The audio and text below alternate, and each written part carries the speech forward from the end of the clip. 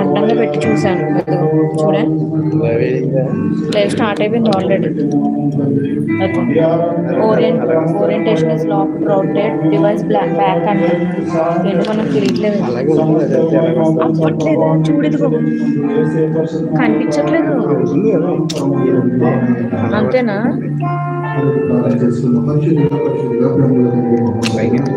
యువన్నతమైన ఘనమైన చేస్తున్నాము తండ్రి. కలిగించిన వారు దినంలో నీ కృపాక్షేమం ఈ మతించిన గొప్ప అవకాశం చూడు.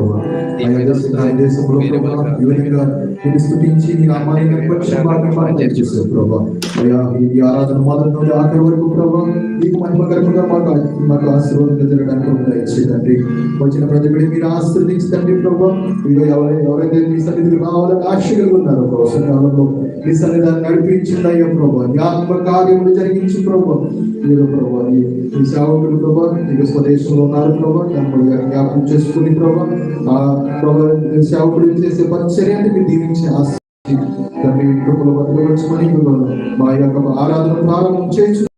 పాఠంలో సమస్త విషయంలోనూ మీరే ప్రభావ, మీరే మహిమ పొందించు ప్రభావ. ఇంకా ఆత్మకార్యాన్ని జరిగించమని ఈ కృపలో అందరూ భద్రపరిచి పెట్టండి. ఆశీర్వాదంతో మమ్మల్ని నింపమని యేసు పరిశుద్ధ నామములో మీకు బ్రహ్మాలి అడుగుచున్నాం తండ్రి. ఆమేన్.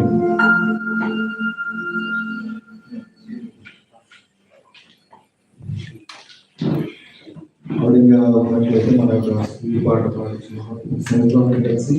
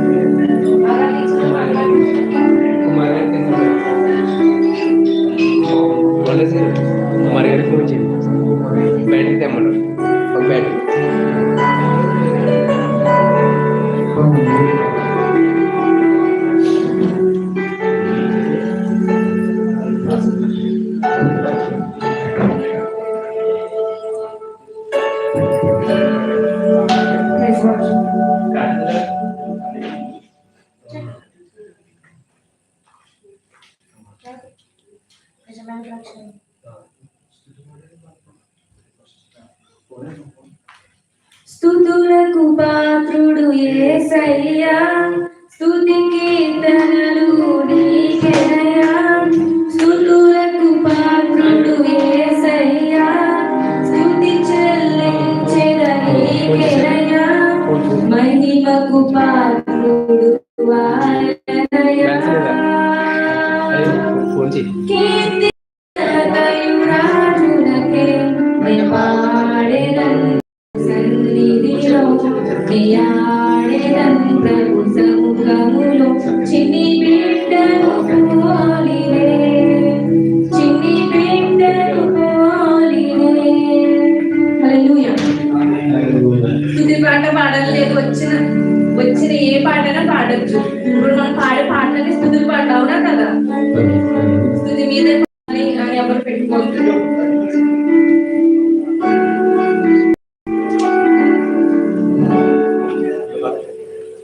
నిజమైన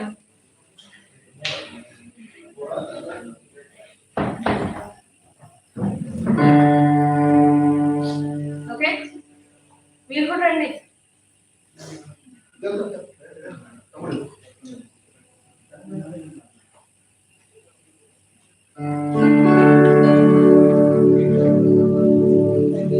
నిజమైన ద్రాక్షవల్లి నీవే, నిత్యమైన సంతోషము నీలోనే. నిజమైన ద్రాక్షవల్లి నీవే, నిత్యమైన సంతోషము నీలోనే. శాశ్వతమైనది, ఎంతో మధురమైనది నా పైన నీకున్న ప్రేమ. ఎనలేని నీ ప్రేమ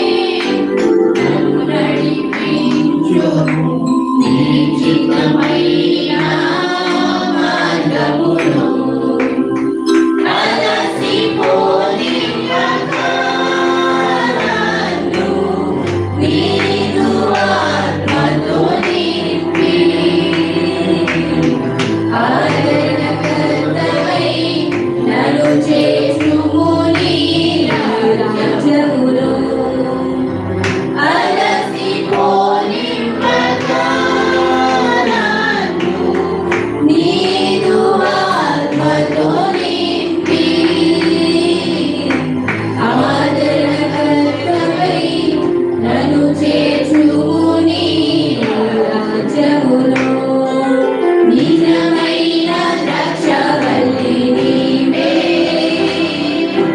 నిత్యమైన సంతోషము నీలోనే.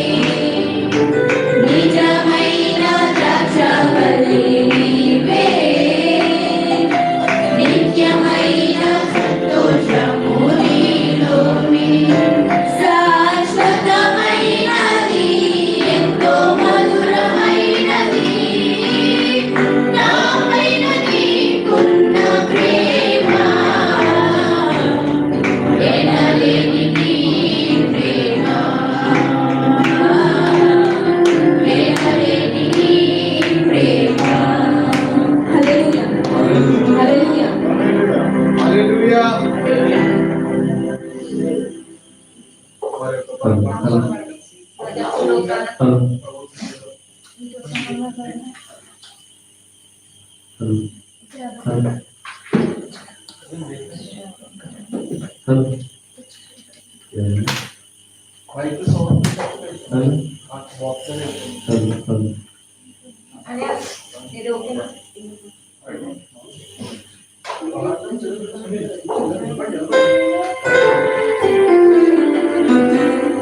Praise lord.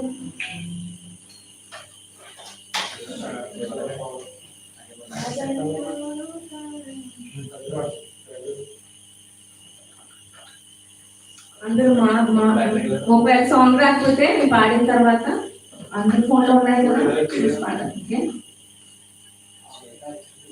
నాదంటూ లోకాన ఏది లేదయ్యా, ఒకవేళ ఉందంటే నీవిచ్చినదే ప్రభువా.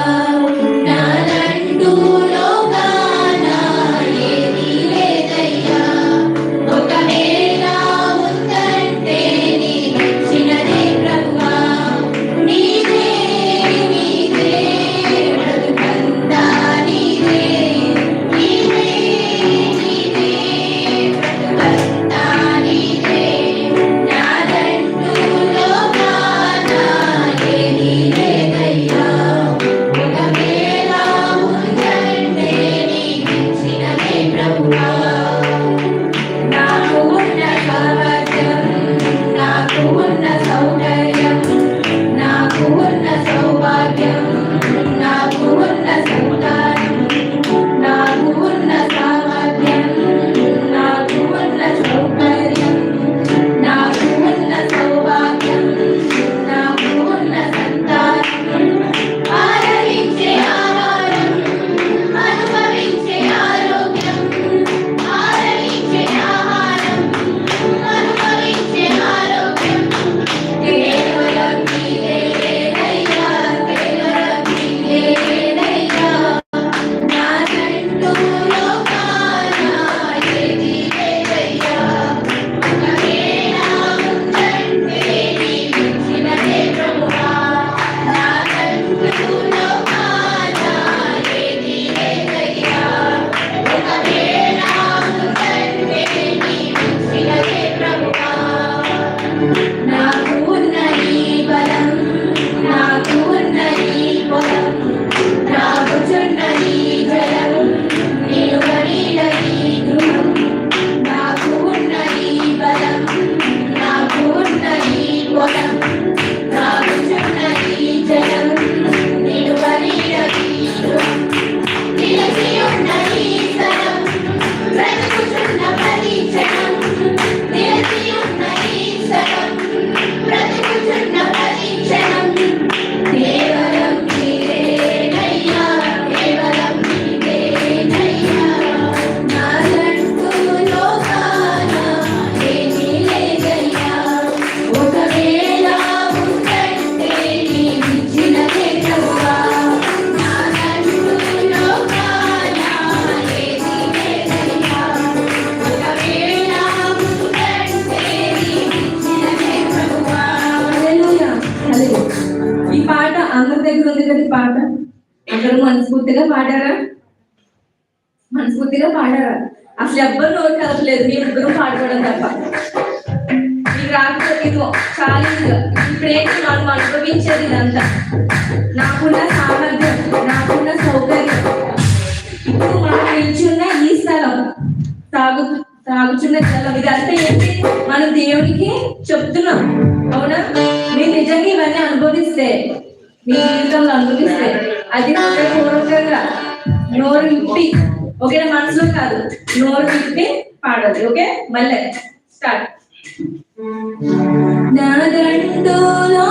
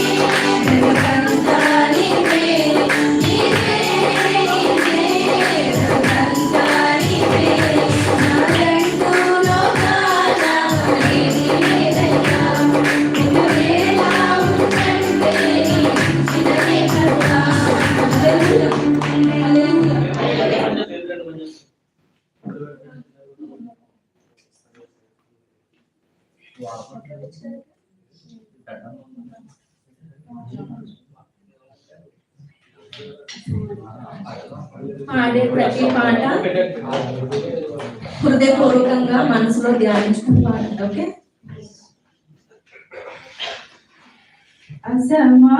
అసమానుడైన వాడు అనమాన పరచడు నిన్ను ఓటమి ఎరుగని మన దేవుడు ఓడిపోనివాడు నిన్ను అసమానుడైన వాడు అవమాన పరచడు నిన్ను ఓటమి ఎరుగని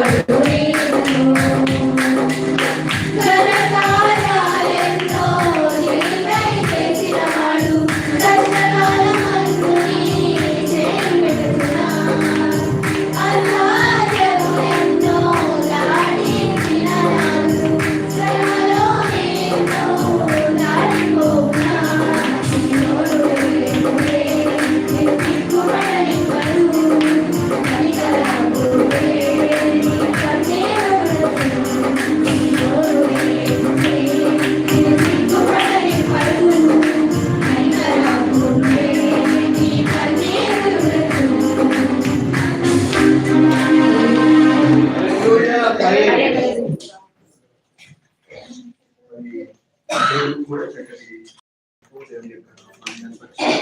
వారి వారికి ప్రత్యేకమైన వందనాలు. అందరూ లేచిన వెంటనే ఒక నిమిషం దేవుని సన్నిధిలో అందరూ లేచిన వెంటనే అందరూ లేచి నిలబడి మరి ఈ ఆరాధనను మొదటి నుండి ఆఖరి వరకు కూడా దేవునికి మహిమకరంగా మరి జరిగించలాగా నడిపి ప్రార్థన చేసుకుందాము. ఇంతవరకు తన మహిమలో మనందరం కలిసి ప్రభు స్తుతించాము.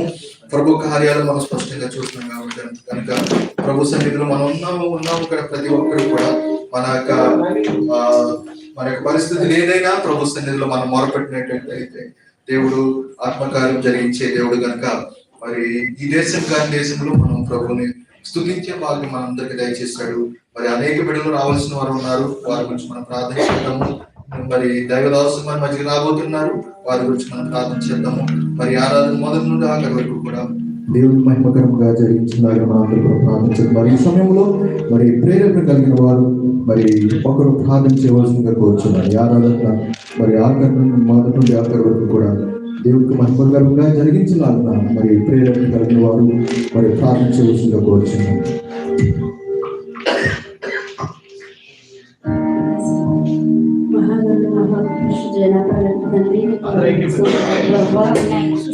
తండ్రి ఇదిగో తండ్రి ఇక్కడ చివరి నుంచి వారి వరకు వేసే చివరికి రకంగా భద్రపరుచుకుని మమ్మల్ని మా కుటుంబాన్ని ఇటు రైతుగారిని మమ్మల్ని నిలబెట్టినందుకు లెక్కలేని స్థితిని సోదరైనా చిన్నగా కూడి నిన్ను స్థుతించుకుని ఆరాధించి సమయం మర్చినందుకు నీకు లెక్కలేని స్తోత్రాలు మర్చిన ఆరోగ్యం ఆయుష్ని బట్టి నీకు స్తోత్రాలు ప్రభావ నియమించుకున్న కృప ప్రేమతో మమ్మల్ని నిలుపునందుకు నీకు లెక్కలేని స్థుతులు ప్రభావ నా తండ్రి ఇంకా ప్రభావ ఈ సన్నిధికి రానైనా బిడ్డను త్వరగా తోడుకురండి ప్రభావ నీ సన్నిధిలో వంటి నలుగురిని విస్తరించుకుని గనపరుచుకుని ప్రభావ నా ప్రభావానికి ప్రభావ నా తండ్రి ఇంకా రానైనా బిడ్డలు ఉన్నారు ప్రభావ త్వరగా తోడుకురండి ప్రభావ ఎంతగానో నీ సన్నిధిని అశ్రద్ధ చేస్తున్నారు ప్రభావ నా తండ్రి ఆ బిడ్డలో ప్రేరేపణ నీ సన్నిధికి వెళ్ళాలని వాళ్ళ మనసులో నా ప్రభావ నీ ఉండి నా ప్రభావ ఆ బిడ్డల్ని తోడుకురండి ప్రభావ నా తండ్రి మేమైతే ఈ సన్నిధిలో నేను ఎంతగానో కృప పొంది ఉన్నామని నమ్ముచున్నాం ప్రభావ అలా కూడా వాళ్ళు కూడా వచ్చి ప్రభావాన్ని విసర్జించుకుని దాన్ని వచ్చి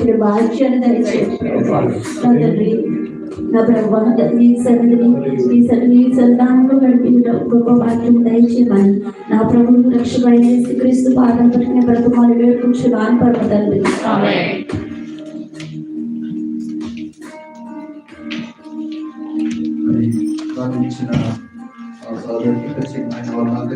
మరి సమయంలో మనం తెలిసి కీర్తన భాగాన్ని మనం చదువుకున్నాము మొదటి నుండి ఆఖరి వరకు కూడా. మరి ఈ రోజు కొరకు ఏర్పాటు చేసినటువంటి కీర్తన భాగాన్ని 30వ అధ్యాయము మొదటి నుండి ఆఖరి వరకు కూడా మరి ఇంచుమించు 12 వచనాలు ఉన్నాయి.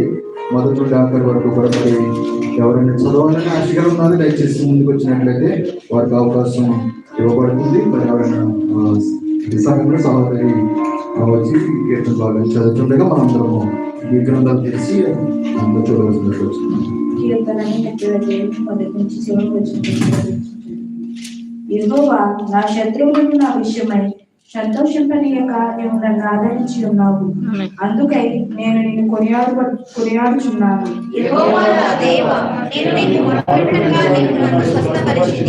యెహోవా పాతాళములో నుండి నా ప్రాణమును లేవదీస్తుంది. నేను గోతిలోనికి దిగకుండా నీవు నన్ను బ్రతికించితివి.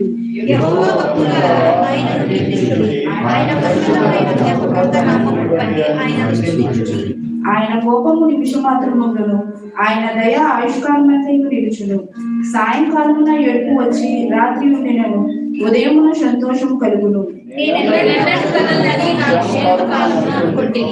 యెహోవా దయ కలిగి నీవే నా పర్వతమును స్థిరపరిచితివి. నీ ముఖమును నీవు దాచుకునేటప్పుడు నేను కలత చెందుతుంది.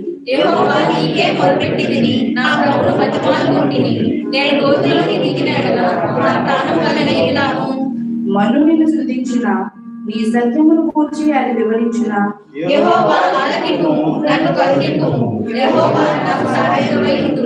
నా ప్రాణము మౌనంగా ఉండగా నేను కీర్తించినట్లు నా అంగలార్పును నీవు నాట్యముగా మార్చున్నావు.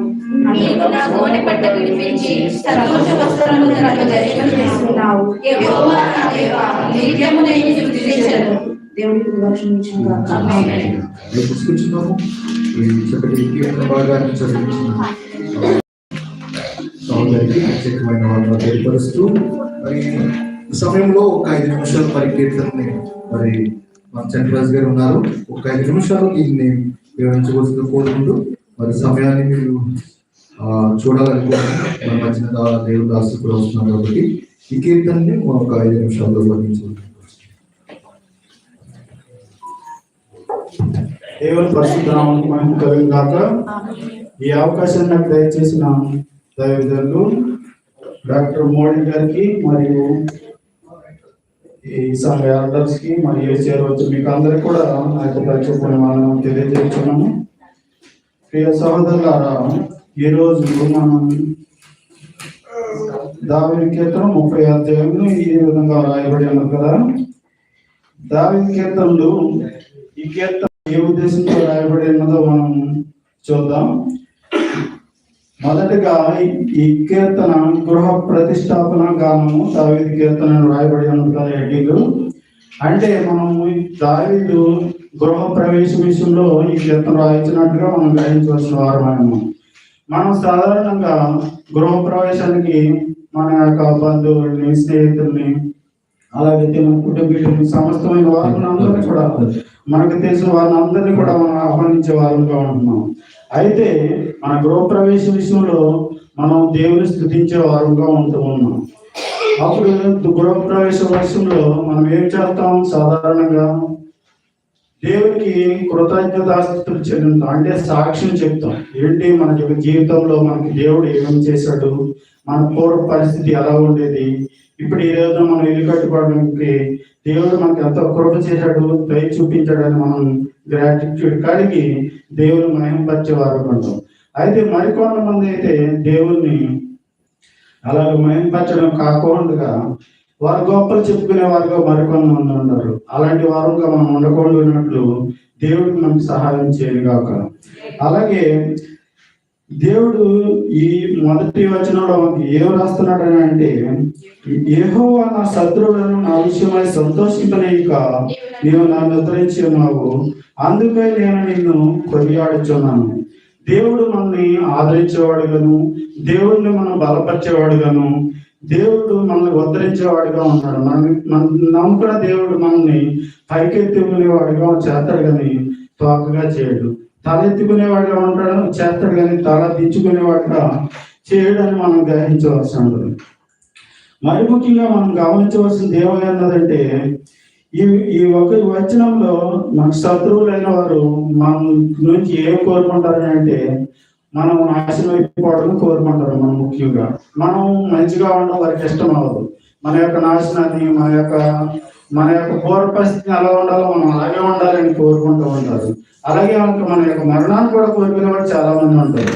అలాంటి స్థితి మనం కొనుక్కున్నట్టు దావీదు విషయంలో దేవుడు ఏం చేశాడంటే, దావీదు ఎన్నో శోధనలు, ఇబ్బందులు, ఇరుకులు, ఎన్నో ఎన్నో ఎన్నో ఎన్నో శోధనలు ఉన్నప్పటికీ కూడా దావీదుని దేవుడైన యెహోవా ఆయన్ని ఉద్ధరించేవాడిగా ఉంటున్నాడు. మరి ముఖ్యంగా సౌలు విషయంలో దావీదు చాలా ఇబ్బందులు పడ్డాడు. సౌలు దావీదుని అనేక పరిస్థితుల్లో చంపడానికి చూశాడు. అయినప్పుడు మన దేవుడు, మనం నమ్ముకున్న దేవుడు, దావీదు నమ్ముకున్న దేవుడు అలాంటి సోదరులన్నింటిలో నుంచి విడిపించి తప్పించి ఒకానొక దినంలో దావీదుని రాజుగా చేశాడు. అంటే అదంతా దేవుని కృపే అన్నది. దేవుని ఈ విధంగా మహిమపరుచున్నాడు. అలాగే మనం 2వ వచనం చూసినట్లయితే, యెహోవా నా దేవా, నేను నీకు మొరపెట్టగా నీవు నన్ను స్వస్థపరిచితివి. మనల్ని స్వస్థపరిచే దేవుడు మన దేవుడు. మనకి అనేక కొన్ని సందర్భాల్లో మనం నిరసపడిపోతూ ఉంటాం. అప్పుడు మనం ముందుగా మనం దేని వైపు చూడాలంటే మన దేవుని వైపు చూడాలి. మన స్వస్థత విషయంలో మనం మొట్టమొదటిగా మనకు అస్వస్థకరణ మనం దేని వైపు చూడాలంటే మన యొక్క దేవుని వైపు చూడాలి. మనం దేవుని ప్రార్థించే వారిగా ఉండాలి. విశ్వాసమైన ప్రార్థన ఏం చేస్తుందంటే రోగిని స్వస్థపరుస్తుంది. అలాగే కాబట్టి మనం చేయవలసిన పని ఏంటంటే దేవుని ప్రార్థించేవారుగా ఉండాలి. దేవుని తెలిసిన మనము ముందుగా డాక్టర్ వైపు, టాబ్లెట్స్ వైపు అవన్నీ నెక్స్ట్ తర్వాత మనం ముందుగా చేయవలసిన పని ఏంటంటే దేవుని ప్రార్థించుకోవాలి, మన విశ్వాసాన్ని మనం బలపరచుకోవాలి. అప్పుడే దేవుడు మనకి స్వస్థత కలిగజేసి వాడిగా ఉంటున్నాడు. అలాగే 3వ వచనం, యెహోవా పాతాళంలో నుండి నా ప్రాణము లేవజేసితివి, నేను గోతుల్లోనికి దిగకుండా నీవు నన్ను బ్రతికించితివి. దేవుడు మనకి అలాగే కాకుండా అస్వస్థత అనేది కాకుండా అనేకమైన మరణకరమైన రోగం కలిగజేసినప్పుడు కూడా మన విశ్వాసాన్ని మనం కోల్పోకుండా ఉండాలి. అలాగే మనకి ఎన్నో శోధనలు వస్తూ ఉంటాయి. అలాంటప్పుడు మన నిరీక్షణ మనం దేవుని వైపు చూస్తూనే ఉండాలి, కానీ మన విశ్వాసాన్ని మనం ఎప్పుడు కోల్పోకూడదు. బైబిల్లో చూసినట్లయితే 2వ రాజుల గ్రంథము 20వ అధ్యాయము 1 నుండి 11 వచనాలు ఈ విధంగా రాయబడింది. చదవద్దు కానీ దాంట్లో మనకి రాజు అయిన హిజ్కియా కనిపిస్తాడు. రాజు అయిన హిజ్కియాకి దేవుడు మరణకరమైన రోగం కలిగజేసినప్పుడు రాజు అయిన హిజ్కియాకి ఆమోస్ కుమారుడైన యెషయా ప్రవక్త వచ్చి ఆయనకి చెప్తాడు, నువ్వు ఇంకా చనిపోతావు 15 రోజుల్లో, నీ ఏళ్ళు నీకు చక్కబెట్టుకో అని చెప్తాడు.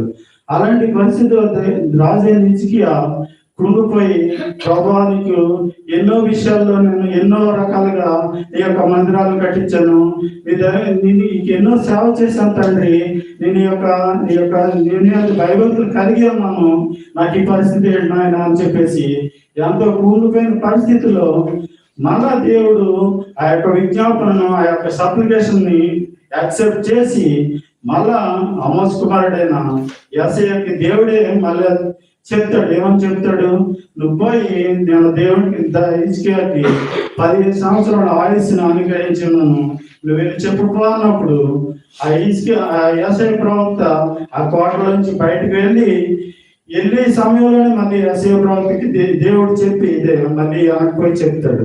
అప్పుడు హిజ్కియా ప్రవక్త ఏం చేశాడంట, అలాంటి రోగమైన పరిస్థితిలో పురుగుపోకుండా గోడ వైపు తిరిగి దేవుని ప్రార్థించాడు. అలాగని చెప్పేసి ప్రవక్త యెషయా వచ్చి చెప్పాడు కదా, నాకు ఎందుకు ఎలా జరుగుతుంది అని విశ్వాసాన్ని కోల్పోలేదు. కొన్నిసార్లు మనకు అస్వస్థత కలిగినప్పుడు మనం పాస్టర్ గారి దగ్గర ప్రార్థన చేయించుకుంటాం, మనకు ఇంకా తగ్గకపోతే మేము అక్కడికి వెళ్తాం ఇక్కడికి వెళ్తాం ప్రార్థన చేయించుకుంటాం, అయినా కానీ తగ్గదు. అలాంటి పరిస్థితుల్లో కూడా మనం దేవుని కోల్పోకూడదు. ఫస్ట్ గా మనం చేయవలసిందంటే మనం ప్రార్థన చేయాలి, తర్వాత పాస్టర్ గారు ప్రార్థన చేస్తారు, ఇంకా దైవజనులు ప్రార్థన చేస్తారు. మన కాన్ఫిడెన్స్ మనకి కరెక్ట్ గా ఉంటే దేవుడు కూడా మనకు సహాయం చేసేవాడుగా ఉంటున్నాడు. మనలో ఉన్న మన విశ్వాసం బలపరుచుకుని ఉన్నాడు. కాబట్టి హిజ్కియా ఈవెన్ ప్రవక్త చెప్పి వచ్చినప్పుడు కూడా దేవుని వైపు తన తట్టు తిరిగి తన యొక్క ప్రార్థనను కుమ్మరించాడు. కాబట్టి 15 సంవత్సరాల ఆయుష్ను పొందుకోగలిగాడని మనం గ్రహించవలసిన వారంగా ఉంటున్నాం. అలాగే 4వ వచనం, యెహోవా భక్తులారా ఆయనను కీర్తించుడి, ఆయన పరిశుద్ధమైన జ్ఞాపకార్థ నామమును బట్టి ఆయనను స్తుతించుడి. దేవుని ప్రియులారా, ఈ వచనంలో మనకి ఏం చెప్తున్నాడంటే కీర్తనాకారుడు, ఈ యొక్క పరిశుద్ధమైన జ్ఞాపకార్థ నామం. మనకి ఈ లోకంలో చాలా నామాలు ఉంటాయి. మనం దేవుని నామాన్ని స్తుతించాలని క్రీస్తు నామం బట్టి మనం ఎప్పుడు ఎల్లప్పుడూ అనిత్యము స్తుతించే వారంగా ఉండాలి. లోకంలో అనేకమైన నామాలు ఉంటాయి, అనేకమైన విధాలుగా ప్రవర్తించి ఉంటాం, కానీ దేవుని నామంలో మనం ఎప్పుడు అనిత్యం కూడా స్తుతించే వారంగా ఉండాలని దేవుడు కోరుచుంటున్నాడు. అలాగే 5వ వచనం, ఆయన కోపము నిమిషం మాత్రము, ఆయన ఆయుష్కాలం అంతయు నిలిచును, సాయంకాలము ఏడ్పు వచ్చి రాత్రి ఉండినను ఉదయమున సంతోషము కలుగును. దేవుని కోపము రౌద్రమైనది. అలాగే దేవుని కోపిస్తే మనం బ్రతకం ఈ లోకంలో మనం అనేక విషయాలు తప్పిపోయే వారంగా ఉంటూ ఉన్నాం. అనేక విషయాలు ఉదయం లేచిన కాడి నుంచి మనం చేయని తప్పు అంటూ ఒకటి ఉండదు. ప్రతి విషయంలో కూడా మనం తప్పిపోయే వారుగా ఉంటున్నాం. అయినప్పటికీ దేవుడు దీర్ఘశాంతుడు కాబట్టి మన పాపాలని మన శాపాలని క్షమించు ఆయన మన పాపముల నిమిత్తం, మన రోగాల నిమిత్తం, మన శాపాల నిమిత్తమై అనేకమైన వాటి కొరకు దేవుడే మన బాధలని భరించేవాడుగా ఉన్నాడు. కాబట్టి మనం ఈ రోజున దేవుని యందు ఈ రకంగా జీవించగలుగుతున్నాం. కాబట్టి దేవుని కోపంకి మనం రోదనం కాకుండానట్లు మన ప్రవర్తన మనము సరి చేసుకుంటూ ఎల్లప్పుడూ కూడా అన్నిత్యము దేవుని వైపు స్థుతించే వారంగా ఉండాలని దేవుడు ఇక్కడ కోరుకుంటున్నాడు. అలాగే దేవుని కోపము నిమిషం మాత్రం ఉండదు. అలాగే ఆయన దయ ఆయుష్కాలం ఉంది. దేవుడు కోపడితే మనం తట్టుకోలేము, కానీ ఆయన దయ మనకి ఎప్పుడు ఎల్లప్పుడూ చూపిస్తూనే ఉన్నాడు. ఆయన ద్వారా మనం ఈ రకంగా జీవించగలుగుతున్నాం అనేది మనం గమనించవలసిన వారంగా ఉంటున్నాం. అలాగే తర్వాత వచ్చిన 6వ వచనం, అలాగే ఈ వచనంలో సాయంకాలం ఏడుపు వచ్చి రాత్రి ఎండును ఉదయం సంతోషము కలుగును. మనం కొన్నిసార్లు రాత్రికాల సమయంలో సడన్ గా నీరసపడిపోతాం. అలాంటి పరిస్థితుల్లో మనకు ఆధారం ఏంటండి? దేవుడే కదా మన ఆధారం. అలాంటి పరిస్థితుల్లో మనకి ఎప్పుడు తెల్లారుతుందా అని చెప్పేసి మనం ఆలోచిస్తూ ఉంటాం. అలాంటి పరిస్థితుల్లో తెల్లారితేనే డాక్టర్లు ఉండరు. అలాగే ఎమర్జెన్సీ వెళ్ళాలంటే కొన్ని పరిస్థితులు సహకరించిన పరిస్థితులు ఉంటాయి. అలాంటప్పుడు కూడా మనం ఏం చేయవలసిందంటే దేవుడిని మనం ఆధారం చేసుకోవాలి. ఇక్కడ రాత్రి అనేది చీకటి పాపానికి సూచనగా ఉన్నది. అలాగే ఉదయం అనేది మన యొక్క దేవుని సంబంధం సూచనగా ఉన్నది. మనము ఉదయం కోసం ఎదుగుతాము. మన నీతిశీలుడు యెహోవా మనల్ని రక్షించేవాడుగాను, మన యొక్క ఇబ్బందుల నుండి మనల్ని సంతోషపరిచేవాడుగా ఉంటున్నాడు అని చెప్పేసి మనం గమనించవలసిన వారంగా ఉంటున్నాం.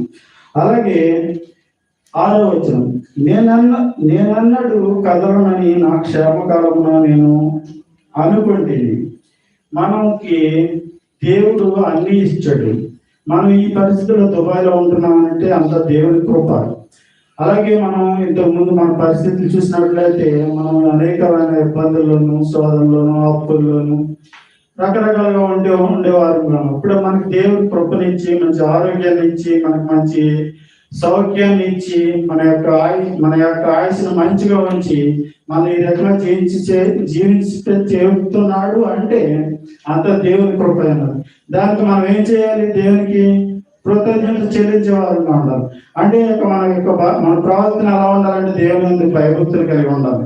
మనం ఒకరోజు ఆదివారం చర్చి కూడా మనం దేవుని సమయంలో 2 గంటల సమయానికి గడపడానికి కూడా మనం చాలా ఇబ్బంది పడేవారుగా ఉంటున్నాం.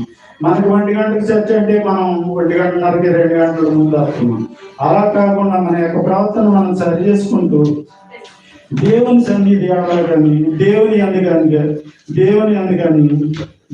అందుకని భయభక్తులు కలిగి ఎల్లప్పుడు జీవించవలసిన వారంగా మనం ఉంటూ ఉన్నాం. అలాంటి కృప మనందరికీ దయచేయాలని నేను కోరుకుంటున్నాను. అలాగే మనకి అన్ని కలిగినప్పుడు మనకి ఏమొస్తుందంటే మనకు ఒక రకమైన ప్రైడ్ వస్తుంది. ఆ ప్రైడ్ మనకు కాకుండా మనకి గర్వానికి ముందు మనం పడిపోవడానికి ముందు ఏం జరుగుతుందంటే గర్వం మనలో ప్రవేశిస్తుంది. మనకు అన్నీ ఉన్నాయి కదా అని మనం కొంతమంది లెక్క చేయకపోవడం, మన ముందు ఎంతో భయభక్తులు కలిగి జీవించే వారంగా ఉంటున్నాం.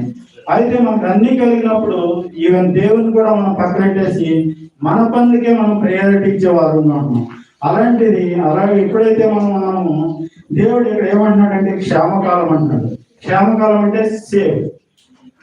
క్షేమకాలం, మనం క్షేమకాలంలో ఉన్నవాడిని క్షేమకాలంలో తీసుకుపోయే పరిస్థితులు కూడా ఉంటాయి.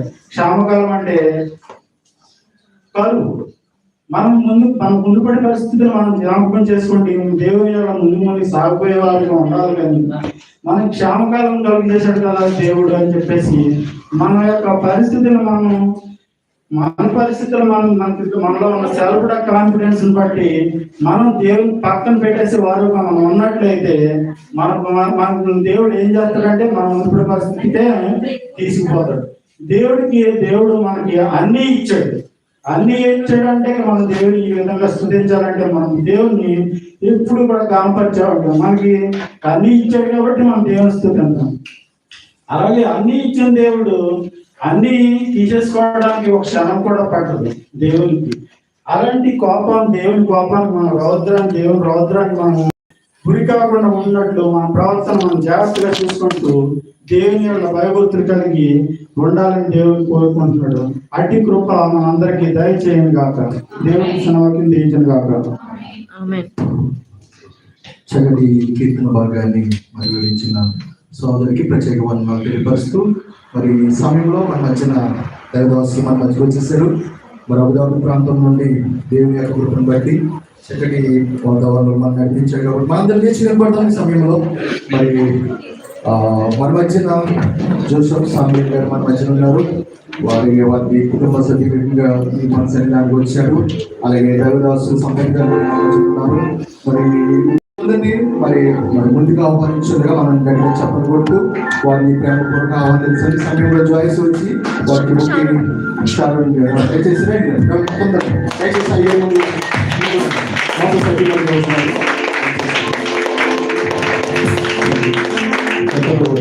చెప్పకూడదు చెప్పకూడదు ఇంకా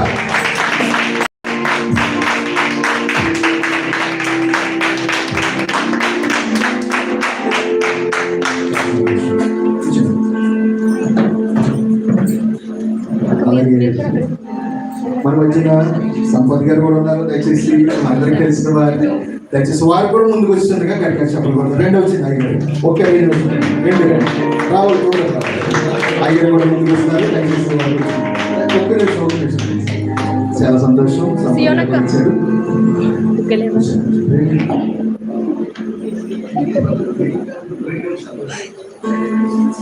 చాలా సంతోషం అండి. సేవకుల మధ్యలో సమయం అయితే మనం వృధా చేయకూడదు. మరి వాక్యానికి సమయం ఇచ్చేద్దాము. ఈ సమయంలో మరి సాక్ష్యానికి సమయం ఇద్దాము. అయ్యారంటే 2:30కే క్లోజ్ పోవాలంటారు కాబట్టి మరి ముందుగా మనం వాక్యానికి సమయం చేసిన తర్వాత మనం ఈ మిగతా సాక్ష్యాలు ఏమంటే మనం చూస్తాం. ఈ సమయంలో మరి అందరు లేచి నిలబడతాము. కొద్ది నిమిషాలు దేవుని సన్నిధిలో మనం స్తుతి ఆరాధన చేసుకున్నాము. ప్రభు సన్నిధి కార్యాలు మనం స్పష్టంగా చూస్తున్నాం కాబట్టి మరి వాక్యాన్ని మనం వెళ్ళే ముందు ప్రభు సన్నిధిలో మన హృదయాలు తెరిచి ఆయన వైపు చూపించి ప్రభా నాతో మాట్లాడండి అయ్యే ప్రభా. నువ్వు మాట్లాడే దేవుడు తండ్రి. మమ్మల్ని నీ వాక్యం బ్రతికించేయండి. విశ్వాసంతో ప్రభు సన్నిధిలో రెండు చేతులు ఆయన వైపు చూపించి ప్రభా నన్ను కరుణించండి అయ్యా, నన్ను ఆదరించండి అయ్యా ప్రభు. నీ వాక్యంతో నన్ను బలపరచండి అయ్యా ప్రభు. ఎవరో మౌనంగా సమయం కాదించండి. అందరం ఉన్న వారితో దేవుని స్తుతిద్దాము. హల్లెలూయా హల్లెలూయా హల్లెలూయా. ఇంకా మౌనంగా ఉంటారు అందరూ కూడా దేవుని సన్నిధిలో మనం ప్రభు సన్నిధిలో మనం ఆరాధించేద్దాం. హల్లెలూయా హల్లెలూయా హల్లెలూయా హల్లెలూయా హల్లెలూయా. స్తోత్రం స్తోత్రం హల్లెలూయా. అందరం ఇంకా మన స్వరాలు ఇవ్వాలి దేవుని సన్నిధిలో మౌనంగా. ప్రార్థన కాదు, స్తుతి ఆరాధన అంటే మన యొక్క స్వరాలు దేవుని సన్నిధిలో మన స్తుతులు మనసు తెలియజేయాలి. హల్లెలూయా హల్లెలూయా హల్లెలూయా హల్లెలూయా హల్లెలూయా హల్లెలూయా. స్తోత్రం స్తోత్రం స్తోత్రం స్తోత్రం స్తోత్రం. హల్లెలూయా హల్లెలూయా హల్లెలూయా హల్లెలూయా. శుభవేళ స్తోత్ర బలి తండ్రి దేవా నీకేనయ్యా ఆరాధన. స్తోత్ర బలి తండ్రి దేవా నీకేనయ్యా.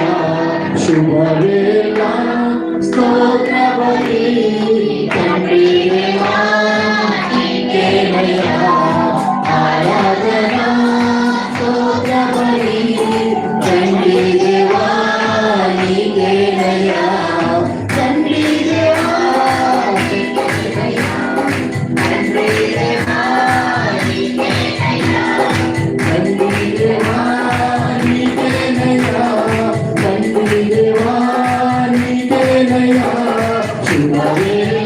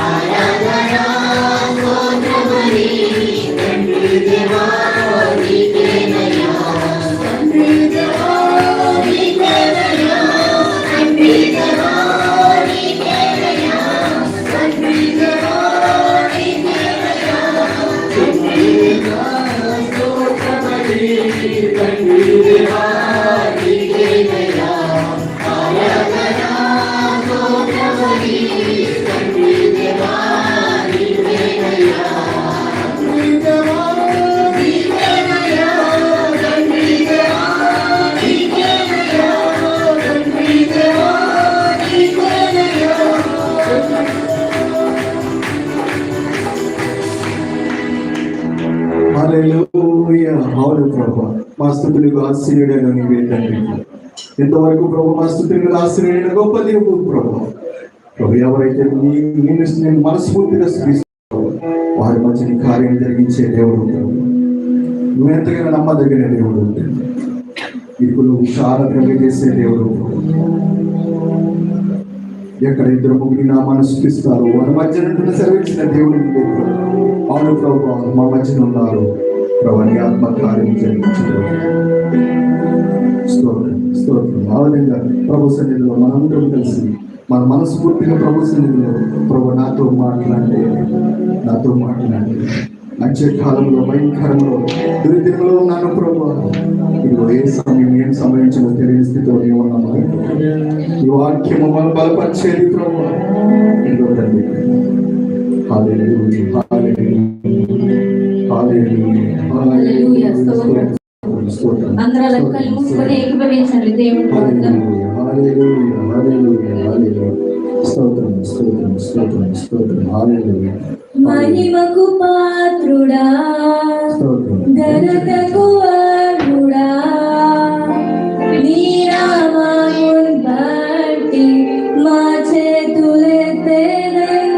మహిమకు పాత్రుడా, ఘనతకు అర్హుడా, నీ నామమును బట్టి మా చేతులెత్తేనే.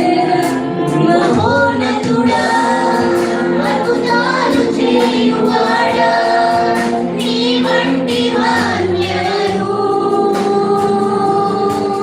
నీ వంటి వారు లేరు.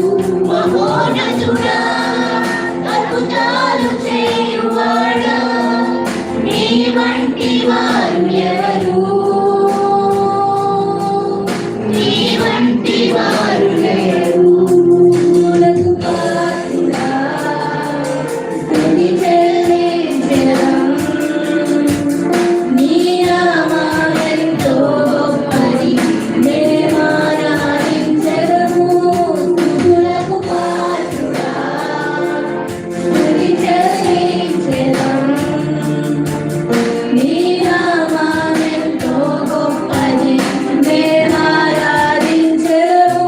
మహోన్నతుడా, అద్భుతాలు చేయువాడా,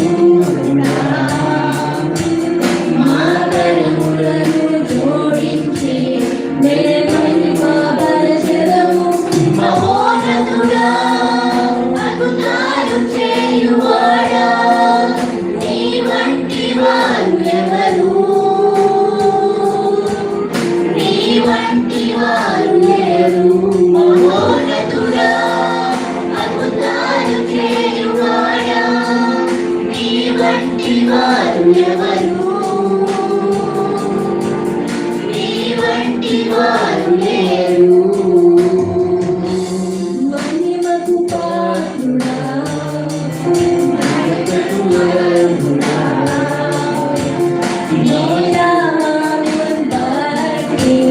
మా చేతులైతే మహిమకు పాత్రుడా ఘనతకు వారుడా నీ నామానికి మా చేతులైతే మహోన్నతుడా అద్భుతాలు చేయువాడా నీ వంటి వారు ఎవరు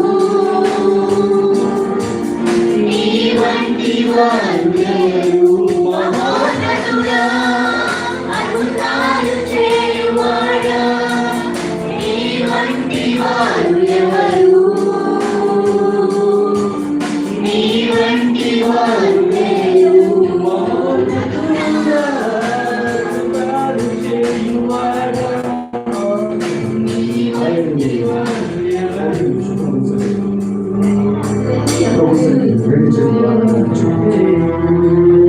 నీవు మాత్రం అద్భుతం చేసే దేవుడు. మా పట్ల ఇంతవరకు కూడా ఎన్నో కార్యాలు మా పట్ల జరిగించారు. 2027వ సంవత్సరానికి అధించిపోయింది. 26వ సంవత్సరంలో 3వ వారంలో మనం ప్రవేశపెట్టాం. మేము ఎటువంటి యోగ్యత మధ్య మాకు లేదు కానీ కేవలం నీ కృపే కృప, నీ కృపే కదా మమ్మల్ని బ్రతికించాలి. సజీవుడిగా నీ సన్నిధిలో స్తుతించే భాగ్యం మాకు దయచేసారు. ఎందరికో లేనటువంటి భాగ్యాన్ని మాకు దయచేస్తావు ప్రభు. నువ్వు ఇచ్చిన గొప్ప ఆధిక్యతను బట్టి స్తుతిస్తోత్రం చేస్తున్నాం. ఇది దాసులు ప్రభు నిలబడి ప్రభు మాట్లాడుచున్న ప్రభు మాతో సూటిగా మాట్లాడే నీ వాక్యం మమ్మల్ని బ్రతికించేది ప్రభు. వాక్యం చేత మమ్మల్ని బలపరచమని సంగతి ప్రార్థించు. మధ్యకాలంలో దొరికినప్పుడు భయంకరమైన స్థితిలో ఉన్నాము. ఈ వాక్యం ఎప్పుడు సమీపించండి సంధిలో ప్రార్థన చేయొచ్చు. ఈ చిన్న స్థుతి ఆరాధన నీకే సమర్పించుకుంటూ యేసు పరిశుద్ధ నామములో అడుగుతున్నాము తండ్రి. ఆమేన్.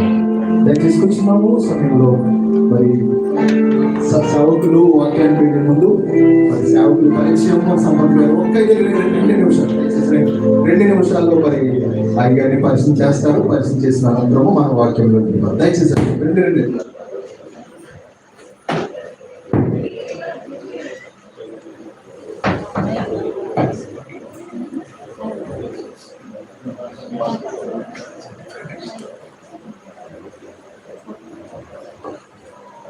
దేవునామంటే చాలా సంవత్సరాలు లేదు ఇలా మైక్ పట్టుకుని మాట్లాడారు.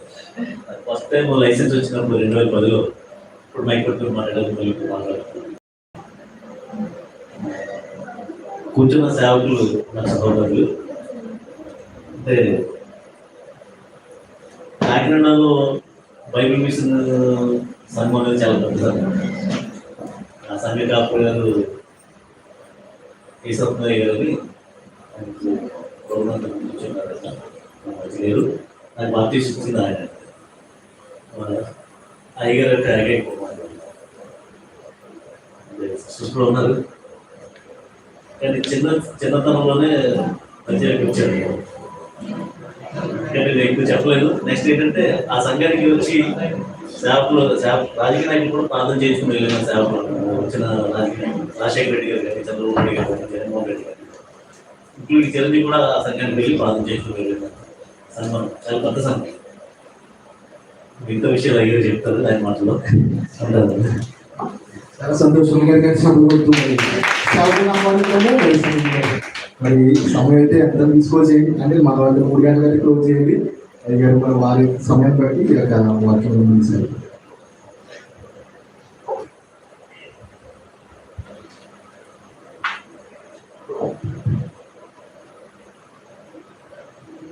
నామమునకు మహిమ కలుగుగాక. దేవుని స్తోత్రం చూద్దామండి. హల్లెలూయా. మరి నాకు ఈ శ్రేష్టమైన సమయాన్ని అనుగ్రహించిన దేవునికి నా తెలియజేస్తున్నాను. అలాగే మరి ప్రేమతో ఈ దినం ఇలా మీ మధ్య నిలిచి వాక్య పరిచయం అందించినట్టు ఆహ్వానించినటువంటి అదయ్య దైవజనులు మరి గుడి గారిని బట్టి కుమారులు బట్టి ప్రత్యేకమైన తెలియజేస్తున్నాం. సేవకులు మీ అందరికీ కూడా నేను వందనములు తెలియజేస్తున్నాను. దేవుని యొక్క వాక్యాన్ని మనం చదువుతున్నాము. పరిశుద్ధ దైవ గ్రంథంలో నుండి ఆదికాండము 18వ అధ్యాయము 32వ వచనాన్ని మనం చదువుతున్నాం.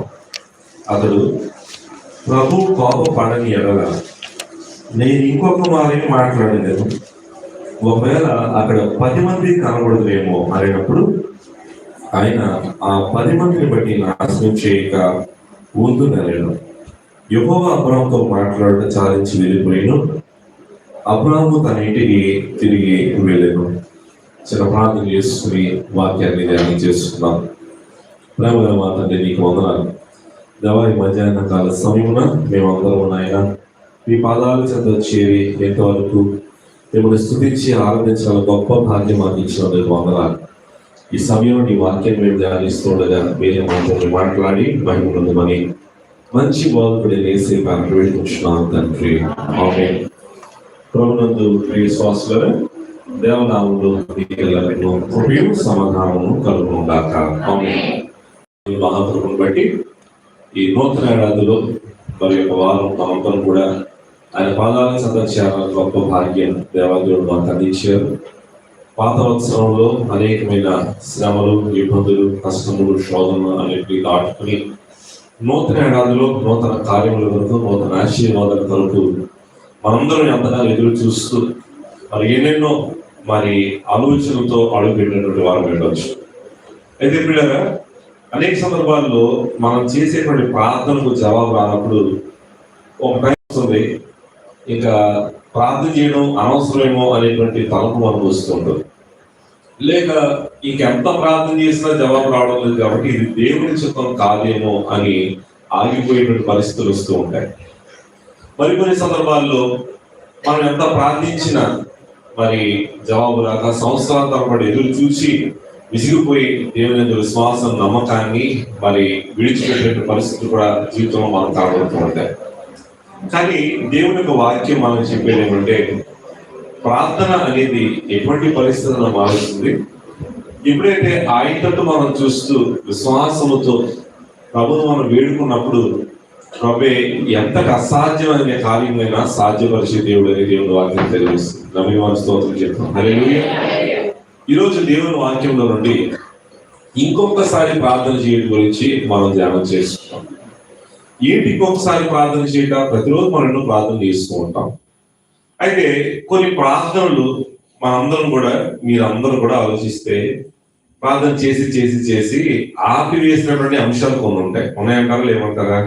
ఏమా సో ఉద్యోగం కొరకు, లేక వివాహం కొరకు, పిల్లల కొరకు, రుణాలు తీరడం కొరకు, లేక ఒక మహా కష్టం తొలగిపోవడం కొరకు, లేకపోతే అనుకున్న కార్యం జరుగుడు కొరకు ప్రార్థన చేసి చేసి చేసి చేసి చేసి విసిగిపోయి ఇంకా ఆపేసినటువంటి సందర్భాలు కొన్ని ఉంటూ ఉంటాయి. ప్రతి ఒక్కరి జీవితంలో ఏదో ఒక అంశం ఉంటుంది అలా, ఇంకా ఇది జరగదు, ఇంక ఇంతే, మరి ఇంకా ఇది అసాధ్యం, లేక దేవుడు చేయడు, ఇది దేవుని చిత్తం కాదని సర్ది పెట్టుకున్నటువంటి అంశాలు కొన్ని మనందరి జీవితంలో ఒక్కొక్కరు కనీసం ఒకటి రెండులను ఉంటూ ఉంటాయి. అయితే వాక్యం చెప్పేది ఏమంటే, మనం దేవుని విసుగ పట్టుదలతో ప్రార్థిస్తే ఎటువంటి కార్యాలైనా చేయడానికి దేవుడు శక్తివంతుడై ఉన్నాడు. ఈరోజు మనం చదువుకున్నటువంటి వాక్యం ఆదికాండం 18వ అధ్యాయంలో అబ్రాహాము సొదొమ గొమొర్రా కొరకు ప్రార్థన చేస్తూ ఉన్నాడు.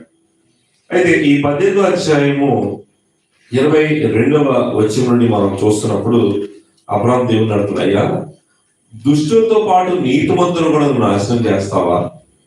మరి ఆ దేశంలో, ఆ ప్రాంతంలో దుష్టులు ఉన్నారు సరే, కానీ నీతిమంతులు కూడా ఉన్నారు కదా. ఒకవేళ ఆ ప్రాంతంలో నీతిమంతులు ఉంటే వారిని నాశనం చేయకుండా ఉండవా అని అడుగుతున్నప్పుడు దేవుడు అబ్రాహాముతో మరి 26వ వచనంలో మనం చూస్తున్నప్పుడు, యెహోవా సొదొమ పట్టణంలో 50 మంది నీతిమంతులు నాకు కనబడిన వారిని బట్టి ఆ స్థలం అంతటిని కాయదును అని అబ్రాహాము అడుగుతాడు, అయ్యా దుష్టులతో పాటు సొదొమ గొమొర్రా నాశనం చేస్తావా అంటే, సరే నీ మాట ప్రకారం ఒక 50 మంది నీతిమంతులు ఆ పట్టణంలో ఉంటే ఆ పట్టణాన్ని నేను కాపాడతాను, దాన్ని నేను నాశనం చేయను అన్నాను. సరే, వెంటనే అబ్రాహాము మళ్ళీ ఏమో ప్రార్థన చేస్తున్నారు. అందుకు అబ్రాహాము, ఇదిగో దూరి బూడిదైన నేను ప్రభుత్వం మాట్లాడి తెగించుకున్నాను, 50 మంది నీతిమంతులు ఒకవేళ 5 తక్కువైతే ఆ పట్టణం నాశనం చేయదువా అని అడుగుతున్నప్పుడు దేవుడు అంటారు, నాశనం చెయ్యను అన్నారు. మళ్ళీ 29 వచ్చిన అతను ఇంకా ఆయనతో మాట్లాడుతూ, ఒకవేళ అక్కడ 40 మంది ఏం కనబడదులేమో అన్నప్పుడు దేవుడు అంటారు, నాశనం చేయను. 30 వచ్చిన అతడు ప్రభు కోపం వల్ల అక్కడ ఒకవేళ 30 మంది కనబడదులేమో అన్నప్పుడు దేవుడు అంటారు, 30 మందిని బట్టి నేను నాశనం చేయను. మళ్ళా 31 అందుకు ఇదిగో ప్రభుత్వం మాట తెలియించున్నాడు, అక్కడ 20 మంది కనబడదులేమో నాశనం చేయను అన్నాడు. మరలా 32 వచ్చంలో అక్కడ 10 మంది కనబడదులేమో అంటాడు. అంటే లెక్క ఎక్కడ ఉంటే ఎక్కడ మారిపోయింది చెప్పండి. 50 నుండి ఎంతమందికి వచ్చేసింది? 10 మందికి వచ్చేసింది. 10 మంది ఉంటే ఆ 10 మందిని నాశనం చేయవా అంటే ప్రభు అంటున్నారు, అవును, ఆ 10 మందిని బట్టి నేను నాశనం చేయను అన్నారు. ఆలోచించండి ప్రియులారా, అబ్రహాము దేవుని ప్రార్థిస్తూ అతడు ప్రభు కోపపడగలగా నేను ఇంకొక మారే నేను మాట్లాడుతీస్తున్నాను, నేను ఇంకొక మారు ప్రార్థిస్తున్నాను.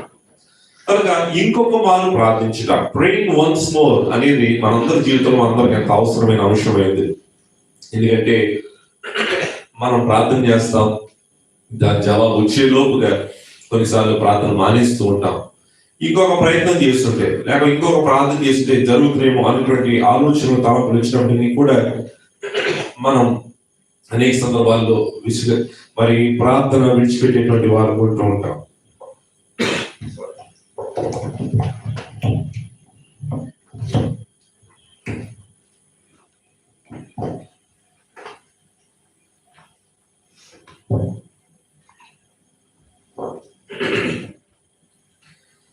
మరి ఈరోజు దేవుని పట్టుదలతో మరణం వల్ల ప్రార్థించట అనేది ఎంతటి జవాబు ఇస్తుంది అనేది వాక్యంలో మనం చూద్దాం. ఎందుకంటే that one extra step of faith, ఆ ఒక్క అడుగు, విశ్వాసంతో వేసేటువంటి ఆ ఒక్క అడుగు, విశ్వాసం చేసేటువంటి ఆ ఒక్క ప్రార్థన, విశ్వాసంతో దేవుణ్ణి అడిగేటువంటి పట్టేటువంటి ఆ ఒక్క పట్టు కొన్నిసార్లు మన జీవితాన్ని మారుస్తుంది. బైబిల్ గ్రంథంలో భక్తులైన వారి ప్రార్థన మనం చూస్తున్నప్పుడు వారు ఏదో ఒకసారి 2 సార్లు ప్రార్థన చేసి మానేయడం కాదు, కానీ జవాబు వచ్చేంత వరకు కూడా దేవుని యొక్క ఆశీర్వాదాన్ని పొందేంత వరకు కూడా వారు దేవుణ్ణి అడుగుట, ప్రార్థించడం అనేది ముఖ్యంగా మనకు కనబడుతుంటాం. ఇక్కడ అబ్రహాం యొక్క జీవితంలో మనం చూస్తున్నప్పుడు అబ్రహాం ఎప్పుడైతే దేవుని పట్టుకున్నాడో, దేవుని ప్రార్థించాడో, దేవుని అడిగారో, వెంటనే దేవుడే అబ్రహాం యొక్క ప్రార్థన ఆలకించడానికి మనం చూస్తూ ఉంటాం. ఈరోజు ఉన్న సమయాన్ని బట్టి ఎవరెవరైతే తమ దేవుని లేక మన దేవుని ప్రార్థించారో పట్టు విడువక మరల ఇంకొక ప్రయత్నం చేసి చూద్దాం అంటూ వారు చేసిన ప్రార్థనకు దేవుడు ఎలా జవాబు ఇచ్చాడు అనేది క్లుప్తంగానే వాక్యం నుండి మనం ధ్యానం చేసుకున్నాం. మొదటిగా మనం చూస్తున్నాం, అబ్రహాం ఎవరి కోసం ప్రార్థన చేస్తున్నాడు? లోతు కొరకు ప్రార్థన చేస్తున్నాడు. ఆ సొదొమ గొమొర్రా పట్టణం కొరకు ప్రార్థన చేస్తున్నాడు. ఇప్పుడు మిమ్మల్ని ఒక ప్రశ్న నేను అడుగుతాను, దేవుడు అబ్రహాం ప్రార్థన విన్నాడా, వినలేదా? విన్నాడంటారా, వినలేదంటారా? విన్నాడని కొంతమంది అంటున్నారు, వినలేదని కొంతమంది అంటున్నారు. కొంతమంది ఏం చెప్తే ఏమంటారని మౌనంగా ఉంటారు. సరే, నేను అంటాను విన్నాడని అంటాను. మరి అలాగైతే సొదొమ గొమొర్రా నాశనం అయిపోయింది కదా అనొచ్చు. నాశనం అయిపోయినప్పటికీ అబ్రహాం ఏమో ప్రార్థన చేశాడు? దుష్టులతో పాటు నీతిమంతులు కూడా నాశనం చేస్తావా, అది నీకు దూరం అవును గాక. కాబట్టి నీతిమంతుడైనటువంటి లోతును, భార్యను, బిడ్డలను కూడా దేవుడు సురక్షితంగా తన దూతను పంపించి బయటికి తీసుకురావడం మనం చూస్తున్నాం. అందును బట్టి దేవుడు అబ్రహాం ప్రార్థన విన్నాడు అని మనం చెప్పడం తప్పదు. అబ్రహామే కనుక మొదటిసారి ప్రార్థన చేసి ఆగిపోయి ఉంటే లోతు రక్షించబడేవారా చెప్పండి? కాదు. ముందు 50 అన్నారు, తర్వాత 45 అన్నారు, తర్వాత 40 అన్నారు, తర్వాత 30 అన్నారు, తర్వాత 20 అన్నారు, తర్వాత 10 అన్నారు. ఇది ఎలా ఉంటుందంటే కొన్నిసార్లు బేరం ఆడడం మనం బాగా అలవాటు మన ఇండియన్స్ కి. కాబట్టి కూరగాయల బేరం దగ్గర మరి ముందు వాడు 1000 రూపాయలు చెప్తే 500కి ఇస్తావా అని అడుగుతాం. సరే వాడు ఇస్తా అన్నాక అయితే 200 ఇచ్చేయన్నాం అనుకోండి, ఎలా ఉంటది? అదేంటమ్మా 500 కడిగి 200 అంటున్నాం అంటే, సరే నీ మాట చెప్పి 200 అంటే ఇదిగో 50 రూపాయలు తీసుకుని ఇచ్చాయంటే అది ఎంత పెట్టుకుంటుందో అబ్రహాం అడిగేది కూడా అలాగే ఉందన్నమాట. 50 మంది అన్నాడు, 45 అన్నాడు, 40 అన్నారు, 30 అన్నారు, 20 అన్నారు, 10 అన్నారు. కనుక అంతకంతకు కూడా అతను దేవుణ్ణి అడగడం మానలేదు. 50 దగ్గర ఆగిపోయింటే లోతు కుటుంబానికి రక్షణ వచ్చిండేది కాదు. పోనీ 45 దగ్గర ఆగిపోయినా రక్షణ వచ్చిండేది కాదు, 40 అయినా రక్షణ వచ్చిండేది కాదు. చివరికి ఎంతవరకు దేవుని అడుగుతున్నాడంటే చివరి వరకు కూడా అబ్రహాము దేవుని పట్టి ప్రార్థించడం అనేది మనం చూస్తూ ఉంటాం. ఎప్పుడైతే అబ్రహాము అలా పట్టు విడుగా దేవుని ప్రార్థించాడో వీళ్ళ ఆ ప్రార్థన లోతుల కుటుంబాన్ని రక్షించగలగడం అనేది మనం చూడగలుగుతూ ఉంటాం.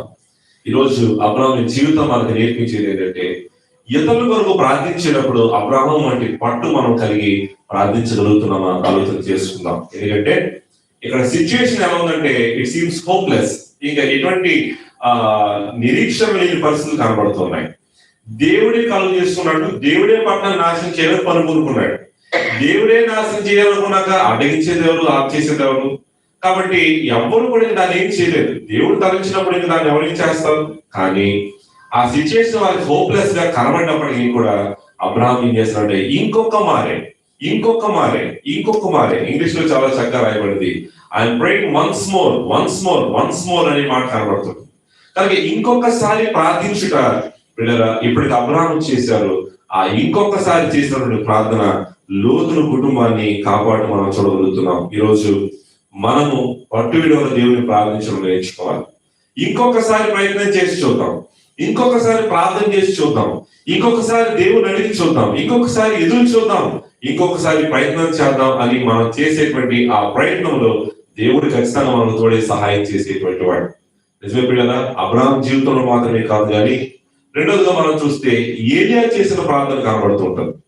రాజులు మొదటి గ్రంథం 18వ అధ్యాయము 42వ వచనం నుండి 45 వచనాలు మనం చూస్తున్నప్పుడు ఇంచుమించు 3 సంవత్సరాల కరువు కాలం వచ్చింది. ఈ 3 సంవత్సరాల కరువు తర్వాత ఏలియా వర్షం వరకు ప్రార్థన చేస్తున్నారు. అతను ప్రార్థన చేస్తున్నప్పుడు చేసిన పని ఏంటంటే ఆ ప్రార్థన చేస్తున్నాడు, పనివాడిని మేడమే పంపిస్తున్నాడంట. ప్రార్థన చేస్తున్నాడు, పనివాడిని మనమే పంపిస్తున్నాడంట. ఏమన్నా ఉందా చూడమంటున్నాడు.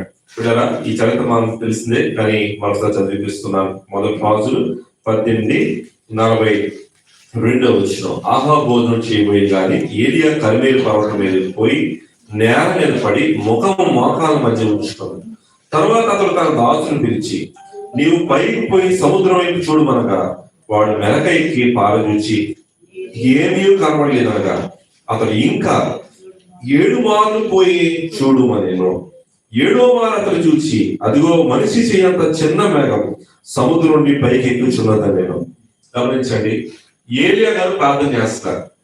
ప్రార్థన చేసిన వెంటనే పనివాడితో చెప్తున్నాడంటే ఏమని? పైకి వెళ్ళి చూడంటున్నాడంట. అంటే ప్రార్థనల జవాబు ఎప్పుడు ఎక్స్పెక్ట్ చేస్తున్నారు? ఆయన ఎప్పుడు ఎక్స్పెక్ట్ చేస్తున్నారు? వెంటనే ఇక్కడ ప్రార్థన చేశారు, ఆమేన్ అన్నారు. అదే పైకి వెళ్ళి చూడేది పనివాడు పంపించాడు. పైకి వెళ్ళి చూసి పనివాడు అంటాడు అయ్యారు ఏం రిజల్ట్ కనబడలేదు. మళ్ళా మోకాలు వేసి ప్రార్థన చేశారు. ఈసారి 2వ వెళ్ళి చూడన్నాడు, మళ్ళీ ఏం రిజల్ట్ కనబడలేదు. మళ్ళా 3వ ప్రార్థన చేశారు. ఇది వారం లేక రోజు గంట గ్యాపుతారు. ఎప్పుడు చేస్తారు చెప్పండి? వెంటనే ప్రార్థన చేస్తారు, జవాబు కోసం చూస్తున్నారు, జవాబు రాలే. మళ్ళా ప్రార్థన చేస్తున్నారు, జవాబు కోసం మళ్ళా రాలే. అలా ఎన్నిసార్లు చేశారంట? 7 సార్లు చేశారు. 7 సార్లు చేయడం అంటే 7 అనే లెక్క ఆయన పెట్టుకోలేదు. ఒకవేళ 7 సార్లు అవ్వకపోతే 70 సార్లు చేస్తుండేవారేమో. పిల్లలు మరి ఏలియా గారి యొక్క పట్టు విడుదల ప్రార్థన మనం చూస్తున్నప్పుడు ఆయన ప్రార్థిస్తున్నారు, జవాబు కోసం కనిపెడుతున్నారు. మనలో అనేకులు చేసే పని ఏంటంటే ప్రార్థిస్తాం కానీ కనిపెట్టడం, ప్రార్థిస్తాం కానీ ఎదురు చూడడం, ప్రార్థిస్తాం కానీ జవాబు పొందేటువంటి విశ్వాసాన్ని కలిగి ఉంటాం. ప్రార్థన చేస్తాం, దేవుడు ఇస్తాడులే, చేసాం కదా, ఏదో టైంలో ఇస్తాడు, ఎప్పుడో ఇస్తాడు, ఏదో కార్యం చేస్తాడు, ఆయన చిత్తమైతే చేస్తాడు అని సరిపెట్టుకుంటాం. కానీ ఏలియా చేసిన ప్రార్థనలు మనం చూస్తున్నప్పుడు ఇలా ప్రార్థన చేశాడు, వెంటనే ఏమడుతున్నారంటే జవాబు వచ్చిందో లేదు చూడంటున్నాడు. ఈ రోజు అటు విశ్వాసం మనం కలిగి ఉన్నామా? అట్టి పట్టుదల కలిగి ప్రార్థన మనం చేయగలుగుతున్నామా? ఆలోచన చేసుకున్నాం. ఎప్పుడైతే ఏలియా గారు అలా మళ్ళా ప్రార్థన చేసినప్పుడు 7వ సారి జరిగింది ఏంటంటే అది చేయంత మేఘం వచ్చిందంట. దేవునికి స్తోత్రం చెప్పండి. అంటే ప్రార్థనకు జవాబు ఇప్పుడు మనం ఎక్స్పెక్ట్ చేయాలి. వెంటనే మనం ఒక ప్రార్థన చేశామంటే మన విశ్వాసం ఎలా ఉండాలి, మన పట్టు ఎలా ఉండాలంటే ఇప్పుడు నేను ప్రార్థన చేస్తున్నాను, దేవుడు నాకు ఇప్పుడే జవాబిస్తాడు. నేను ఇప్పుడు దేవుని అడుగుతున్నాను, దేవుడు నాకు ఇప్పుడే ఇస్తాడు, ఇప్పుడే చేస్తాడు అనేటువంటి విశ్వాసాన్ని మనం కలిగి దేవుని అడిగినప్పుడు దేవుడు ఖచ్చితంగా మన ప్రార్థన ఆలకించేటువంటి దేవుడై ఉన్నాడు. నిజమే, ఏలియా గారు అలా చేశారు. చేసినప్పుడు ఆయన జవాబు రాలేనంత మాత్రాన నిరుత్సాహపడలేదు. రాలేదని ఈ రోజు చాలు, ఈరోజు ప్రార్థన చేస్తాం కదా, మళ్ళా రేపు చూద్దాంలే అనుకోలేదు. ఈ రోజు ప్రార్థన చేశాం కదా, సాయంకాలం అలా చేద్దాంలే అనుకోలేదు. కానీ ఆయన పట్టు ఏంటంటే వర్షం, నేను ప్రార్థన చేశానంటే ఏం జరగాలి? వర్షం కొనాల్సిందే. కాబట్టి ఆ వర్షం కురిసే వరకు కూడా ఆయన ఏం చేశారంటే ప్రార్థన చేశారు. అలాగే ఈరోజు మన జీవితంలో కూడా ఏదైనా అక్కర, ఏదైనా అవసరత మరి మనకున్నప్పుడు మనం చేయవలసిన పని ఏంటంటే ఏదో ప్రార్థన చేసి వదిలేయడం కాదు, కానీ అది నెరవేరే వరకు కూడా దేవుని పట్టి మనం ప్రార్థించగలిగినప్పుడు మన పట్టుదలతో చేసేటువంటి ప్రార్థన దేవుడు ఖచ్చితంగా ఆరాధించేటువంటి వాడు. కనుక ఏలియా ఎప్పుడైతే ఇలా ఉన్న ప్రార్థన చేశారో పిల్లరా, ఇంకొకసారి అంటూ దేవుడు ఏలియా చేసిన ప్రార్థన చూసి మరి ఆయన ఆ పట్టణాన్ని, ఆ ప్రాంతాన్ని, దేశాన్ని కరుణించేంత వరకు కూడా ఆయన చేసిన ప్రార్థన చూసి దేవుడే 3 సంవత్సరాల తర్వాత ఆయన వర్షాన్ని కురిపించడం మనం చూస్తూ ఉంటాం.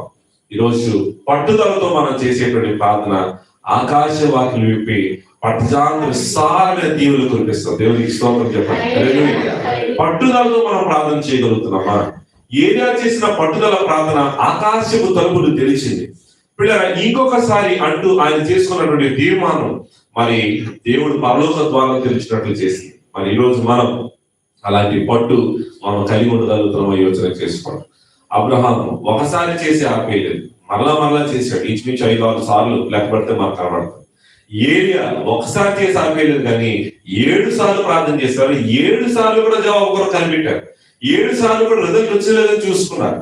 పిల్లరా, వీరు మాత్రమే కాదు, భక్తుల యొక్క ప్రార్థన జీవితాన్ని మనం చూస్తున్నప్పుడు సంసోను చేసినటువంటి ప్రార్థన మూడవదిగా మనం చూస్తాం. గుర్తుపెట్టుకోండి, మొదలుగా అబ్రహాం చేసిన ప్రార్థన, రెండవది ఏలియా చేసిన ప్రార్థన, మూడవది సంసోను చేసిన ప్రార్థన. సంసోను చేసిన ప్రార్థన ఎక్కడ చేశాడు? సంసోను ప్రార్థన అంటే సంసోను అప్పటికి బంధించబడ్డాడు, తల కొరిగించేశారు, కళ్ళు పీకేశారు. పిల్లరా, మరి అతన్ని ఒక అన్య దేవత గుడిలో బందీగా పెట్టేశారు.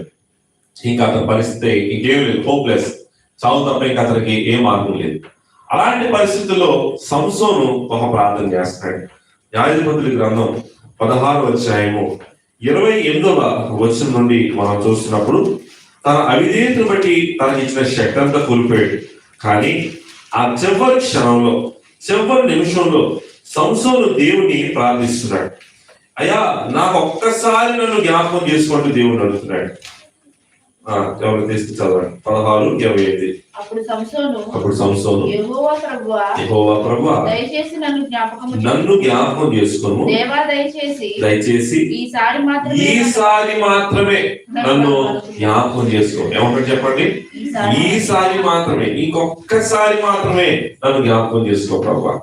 ఎందుకంటే ఎంతవరకు నువ్వు ఎన్నోసార్లు నాకు తోడుగా ఉన్నావు, అయితే నేను నీ మాట వినలేదు, కానీ ఈసారి మాత్రమే, ఈ ఒక్కసారి మాత్రమే నన్ను జ్ఞాపకం చేసుకుని, lord give me strength once more, ఇంకొకసారి నాకు శక్తి దయచేయ ప్రభువా అంటూ సంసోను దేవుని ప్రార్థించాడు. ఎప్పుడైతే బిడ్డగా సంసోను దేవుని ప్రార్థించాడో, సంసోను నీకు ఇచ్చినటువంటి ఆధిక్యతను కోల్పోయావు, మరి నీకు ఇచ్చినటువంటి బలం నువ్వు కోల్పోయావు, నీకు ఇచ్చిన సమస్తాన్ని నువ్వు పోగొట్టుకున్నావు, కాబట్టి ఈసారి నేను నీ ప్రార్థన వినను అనలేదు. బిడ్డగా బైబిల్ గ్రంథంలో ఈ 16వ అధ్యాయంలో ఒక బాధాకరమైనటువంటి మాట మనకు కనబడుతూ ఉంటుంది. ఏంటో మాట అంటే, సంసోను ఎప్పుడైతే తనకున్నటువంటి ఆ రహస్యాన్ని చెప్పేశాడో, అక్కడ దేవుడు సంసోను వదిలిపెట్టి వెళ్ళిపోవడం అనేది మనం చూస్తూ ఉంటాం. వాక్యంలో మనం చూస్తున్నప్పుడు మరి 19వ వచనంలో, అప్పుడు అతనిలో నుండి బలము తొలగిపోయిను, అప్పుడు సంసోను ఫిలిష్తీయుని మీద పడుచున్నారనగా అతను నిద్ర మేలుకొని ఎప్పటికీ నేను బయలుదేరి వెళ్తున్నాను. అయితే యెహోవా తనను ఎడబాసని అతనికి తెలియలేదు. ఏమైందంట? దేవుడు సంసోను ఏం చేశాడంట? ఎడబాస వదిలేశాడు. దేవుడు సంసోను వదిలేశాడు. అంటే ఇంకా సంసోను ఎప్పుడైతే చెప్పమని విషయాన్ని చెప్పేశాడో, రహస్యాన్ని బయట పెట్టేశాడు, దేవుడు సంసోను వదిలిపెట్టేశాడు. ఇంకా సంసోను జీవితం 0. కానీ సంసోను ఆ పరిస్థితుల్లో కూడా మళ్ళా ఎవరితో తిరిగాడు? దేవుడితో తిరిగాడు. దేవుడే వదిలేశాడు. అయినా సరే సంసోను, దేవా ఒక్కసారి నన్ను జ్ఞాపకం చేసుకుంటే నేను నిన్ను వదిలేశాను పో అనలేదు. కానీ పిల్లల దేవుడు చేసిన పని ఏంటంటే సంసోను మరలా బలం ఇచ్చారు. ఎప్పుడైతే సంసోను దేవుడు బలం ఇచ్చాడో, ఆ చివరి నిమిషంలో సంసోన్ చేసిన పని ఏంటంటే ఆ 2 స్తంభాలు పట్టుకుని ఒక్కసారి కిందకి కుదపగానే ఆ అనే దేవత గుడి కూలిపోయింది. ఫిలిస్తీన్ల సర్దార్లు పెద్దలు అందరూ అందులో ఉన్నారు. ఇంచుమించు ఆ దినమందు లెక్కకు మరి 3,000 మంది కంటే ఎక్కువ మంది చనిపోవడం మనం చూస్తున్నాం. అక్కడ రాయబడిన మాట ఏంటంటే 30వ వచనంలో చూసినప్పుడు మరణ కాలమున అతడు చంపిన వారి శవముల లెక్క జీవిత కాలం అతడు చంపిన వారి లెక్క కంటే ఎక్కువ. దేవునికి స్తోత్రం చెప్పండి. అంటే బ్రతికినంత కాలంలో ఎంత బలం ఉందో ఆ చివరి నిమిషంలో చివరిగా చేసిన చిన్న ప్రార్థన అతనికి ఎంత బలాన్ని ఇచ్చిందంట. బ్రతికినంత కాలంలో చంపిన వారందరికంటే కూడా ఈ చివరి నిమిషంలో చంపిన వారి లెక్కే ఎక్కువైపోయింది. సంవత్సరం గారు ఆ టైంలో ఇంకా అయిపోయింది, దేవుడు కూడా నన్ను వదిలేశాడు కదా, ఇంక నేనెందుకు నా బతికితే ఇంక నేను చచ్చిపోవడమే అనుకునుంటే ఈ కార్యం జరుగుతుంది చెప్పండి. కానీ ఆ ఆఖరి నిమిషంలో కూడా ఆ లాస్ట్ మూమెంట్స్ లో కూడా ఆ సిచ్యువేషన్ అంతా హోప్లెస్. దేవుడు వదిలేశాడు సంసోన్ని. ఇంక సంసోన్ నువ్వు ఎందుకు పనికి రావాలంటే అయిపోయింది. జుట్టు లేదు, కళ్ళు లేవు, బలం లేదు, శక్తి లేదు, ఎవ్వరు లేదు. ఒక పశువులు కట్టినట్లుగా కట్టి అతను గాను రూపిస్తా ఉన్నారు. వేడుకకు పెట్టుకున్నారు. ఇదిగో ఈ సంసోన్ని చూడండి, ఎంతకాలం మనల్ని బాధించాడు, పీడించాడు, ఇబ్బంది పెట్టాడు, ఈ సంసోన్ని చూడండి మనం ఏం చేస్తామని చెప్పి ఆ దేవత గుడిలో బంధిస్తే ఒక ఎగ్జిబిషన్ లో పెడితే ఆ చివరి నిమిషంలో సంసోన్ అడుగుతున్నాడు, దేవా ఈసారి మాత్రమే నన్ను జ్ఞాపకం చేసుకో, ఈ ఒక్కసారి నన్ను జ్ఞాపకం చేసుకో, ఈ ఫిలిస్తీన్లకు నేను బుద్ధి చెప్తాను, ఒక్కసారి నన్ను జ్ఞాపకం చేసుకో అన్నప్పుడు పిల్లలు ఈవెన్ ఆఫ్టర్ ఫెయిల్యూర్ దేవుడు సంసోను జ్ఞాపకం చేసుకున్నాడు. ఇంకొకసారి అంటూ ఎప్పుడైతే సంసోను ప్రార్థించాడు దేవుడు అతనికి నూతన బలం ఇచ్చాడు. దేవుడికి స్తోత్రం చెప్పండి. ఆలోచించండి, ఏలియా చేసిన ప్రార్థన ఇంకొకసారి అంటే 7 సార్లు ప్రయత్నం చేశాడు. అబ్రాహాము చేసిన ప్రార్థన ఇంకొకసారి అంటే 5-6 సార్లు ప్రయత్నం చేశాడు. సంసోను చేసిన ప్రార్థన ఇంకొకసారి, దేవా ఈ ఒక్కసారి నన్ను జ్ఞాపకం చేసుకో అంటూ దేవుడిని ప్రార్థించాడు. మరి ఈ రోజు మనం పరిస్థితులు హోప్లెస్ గా కనబడుతున్నప్పుడు మనం ప్రార్థన చేయగలుగుతున్నామా? మనకి ఏదైనా ఒక్క నెగిటివ్ వైపు కనబడగానే ప్రార్థన చేయడం మానేస్తాం. ఇంకెందుకు ప్రార్థన చేయడం అయిపోయింది కదా, ఇంక జాగ్రత్తలే అని చెప్పి సరిపెట్టేసుకుంటాం. ఇక సాధ్యము కాదు అనుకుంటాం. దేవుడే వదిలేసిన తర్వాత మళ్ళీ దేవుడు పట్టుకున్న అలాంటివి ఎందుకు అనుకుంటూ ఉంటాం. కానీ పిల్లరా, అయినా అలాంటి పరిస్థితులు అయినా సరే దేవుడి తట్టు మనం తిరిగి దేవుని ప్రార్థించగలిగినప్పుడు ఆయన ఎంతటి వారినైనా సరే జ్ఞాపకం చేసుకునే వారికి మేలు చేసేటువంటి దేవుడే ఉంటాడు. కనుక సంసోను చేసిన ప్రార్థన మనం చూసాం. ఏమని ప్రార్థన చేస్తున్నాడమ్మా? ఈసారి మాత్రమే నన్ను జ్ఞాపకం చేసుకో అడుగుతున్నాడు. 4వది మనం చూస్తే హన్నా చేసిన ప్రార్థన కనపడుతుంది. సమూయేలు మొదటి గ్రంథం 1వ అధ్యాయము 9 నుండి 20 వచనాల్లో హన్నా చేసిన ప్రార్థన కనపడుతుంది. అయితే హన్నాకు కూడా పిల్లలు లేదు, మనకు తెలిసి చరిత్ర అంతా కూడా. అయితే హన్నాకు పిల్లలు లేదు, చాలా కాలం అయిపోయింది, చాలా సంవత్సరాలు అయిపోయింది.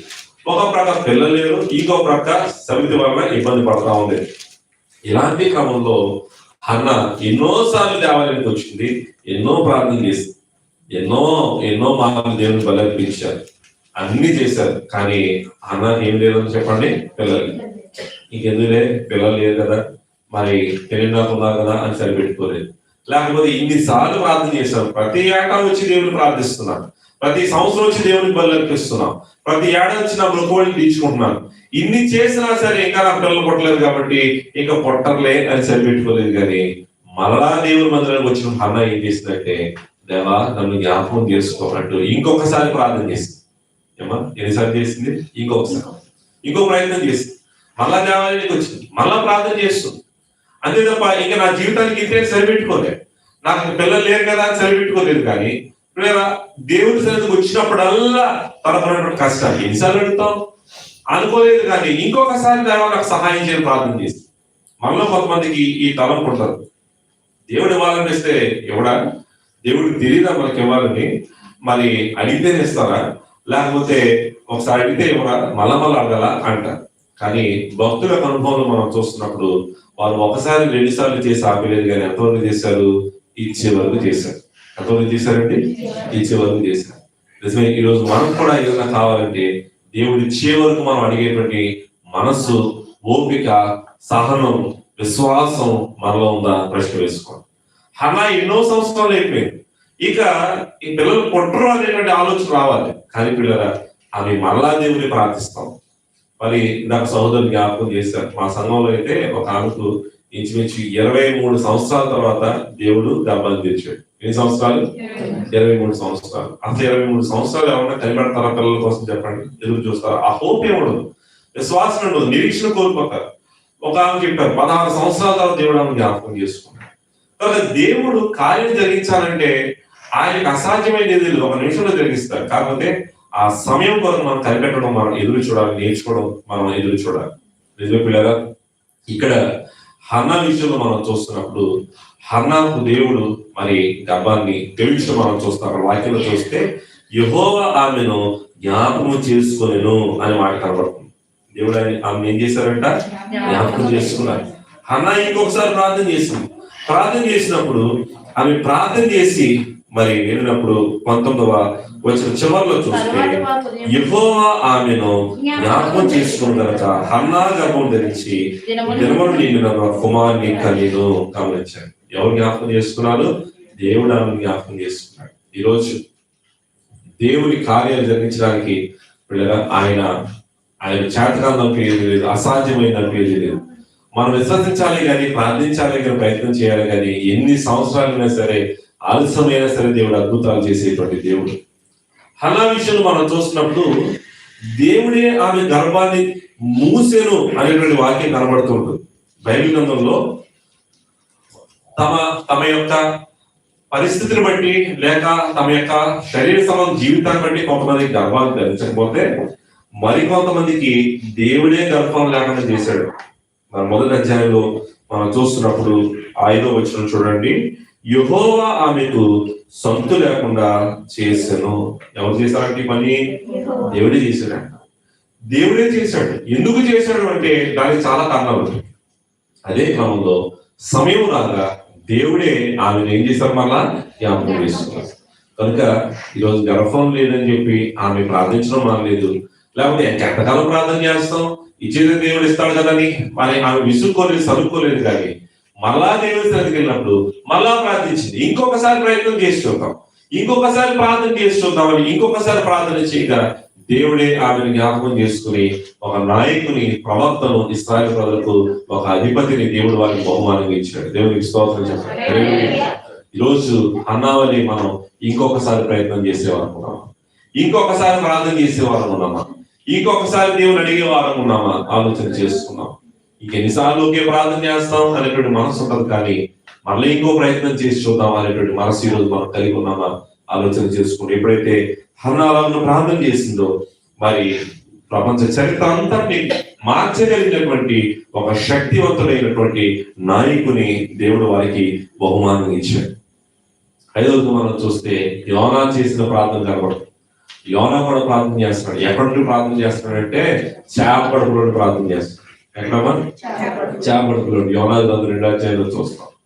అయితే యోనా గురించి మనం ఒక గమ్మత్తైన విషయాన్ని మరి నేర్చుకుందాం. ఎందుకంటే అది మనందరి జీవితంలో అనుభవం. యోనా కథ మనందరూ తెలుసు, చిన్నపిల్లలు అడిగినా చాలా చక్కగా చెప్తారు. అయితే ఒక విషయం మనం గుర్తుపెట్టుకోవాలి. ఎప్పుడైతే యోనా దేవుని మాట వినక నీవే వెళ్ళమంటే తార్షీషు వెళ్ళి వాడెక్కాడు, గొప్ప తుఫాన్ చెలరేగినప్పుడు అందరూ తమ తమ దేవుళ్ళను ప్రార్థిస్తున్నారు. కానీ యోనా ఏం చేస్తున్నాడు చెప్పండి? నిద్రపోతున్నాడు. ఓడ ఆవరణ నిద్రపోతుంది, కింద నిద్రపోతుంది. అయితే ప్రార్థన చేయాల్సిన టైంలో ఏం చేస్తున్నాడు చెప్పండి? నిద్రపోతున్నాడు. ఎప్పుడైతే యోనా నిద్రపోతున్నాడో మరి అతనికి ఆ పరిస్థితి ఏమి ఎరుగని వాడే కింద ఉండిపోతే తర్వాత ఆ ఓడవాళ్ళు వచ్చి పోయి నిద్రపోతారు, లేచి దేవుని ప్రార్థించని చెప్పడం మనం చూస్తూ ఉంటాం. ఇక్కడ ఒక విషయాన్ని మనం గుర్తించాలి. యోనా ఎప్పుడైతే నిద్రపోయాడో, లేచాడో, తర్వాత పరిస్థితి వాళ్ళకి చెప్పాడో, అయ్యా రావాలి ఇదంతా జరిగిన నీళ్ళలో పడి నేను చెప్పాడు. నీళ్ళలో పడవేగానే ఒక చేప వచ్చి యోనాను మింగేసింది. ఇప్పుడు ఆ చేప కడుపులోని యోనా ప్రార్థన చేస్తున్నాడు. ఎక్కడ ప్రార్థన చేస్తున్నాడు? చేప కడుపులోని ప్రార్థన చేస్తున్నాడు. ఇప్పుడు సాధారణంగా చేప కడుపులో యోనా ఎలా ఉన్నాడంటే ఇలా స్టక్ అయిపోయాడు అనమాట. ఇది యోనా అనుకుంటే చేప కడుపులో ఉండిపోయాడు అనమాట. ఇప్పుడు ఈ యోనాకు చేప కడుపులో పీల్చుకోవడానికి గాలి ఉంటుందా? తినడానికి ఆహారం ఉంటుందా? త్రాగడానికి నీరు ఉంటుందా? అటు ఇటు కదలడానికి స్థలం ఉంటుందా? ఏమన్నా ఉంటుందా? ఉండదు. అలాంటి లేని పరిస్థితులు ప్రార్థన చేస్తున్నాడు. ఎందుకు ఆ పరిస్థితి వచ్చిందంటే, వాళ్ళలో ఉన్నప్పుడు తినడానికి ఆహారం ఉంది, త్రాగడానికి నీళ్లు ఉన్నాయి, తినడానికి స్థలం ఉంది, అలానే మరి పీల్చుకోవడానికి బోర్డు కావాలి. అవన్నీ ఉన్నప్పుడు ప్రార్థన చేయలేదు కాబట్టి ఏ పరిస్థితుల్లో చేయాల్సి వస్తుంది? ఏమీ లేని పరిస్థితుల్లో ప్రార్థన చేయాల్సి వస్తుంది. మనలో చాలా మంది కూడా ఏం చేస్తారంటే, దేవుడు అన్ని ఇచ్చినప్పుడు ప్రార్థన చేయడం మానేస్తాం, అన్ని ఇచ్చినప్పుడు దేవుడిని స్తుతించడం మానేస్తాం, అన్ని ఉన్నప్పుడు ఆయనతో సహవాసం మానేస్తాం. ఎప్పుడు చేస్తామంటే కష్టం వచ్చినప్పుడే ప్రార్థన, ఇబ్బంది వచ్చినప్పుడే ప్రార్థన, రోగం వచ్చినప్పుడే ప్రార్థన, అవస్థలు వచ్చినప్పుడే ప్రార్థన, శ్రమలు వచ్చినప్పుడే ప్రార్థన. ఇక్కడ యోనా యొక్క జీవితంలో ఉందంటే అన్ని ఉన్నప్పుడు ఏమో నిద్రపోతున్నాడు. ఇప్పుడు ఎప్పుడైతే చేపలలో ఇరుక్కుపోయాడో ఏమీ సమయంలో ఏం చేస్తున్నాడు? ప్రార్థన చేస్తాడు.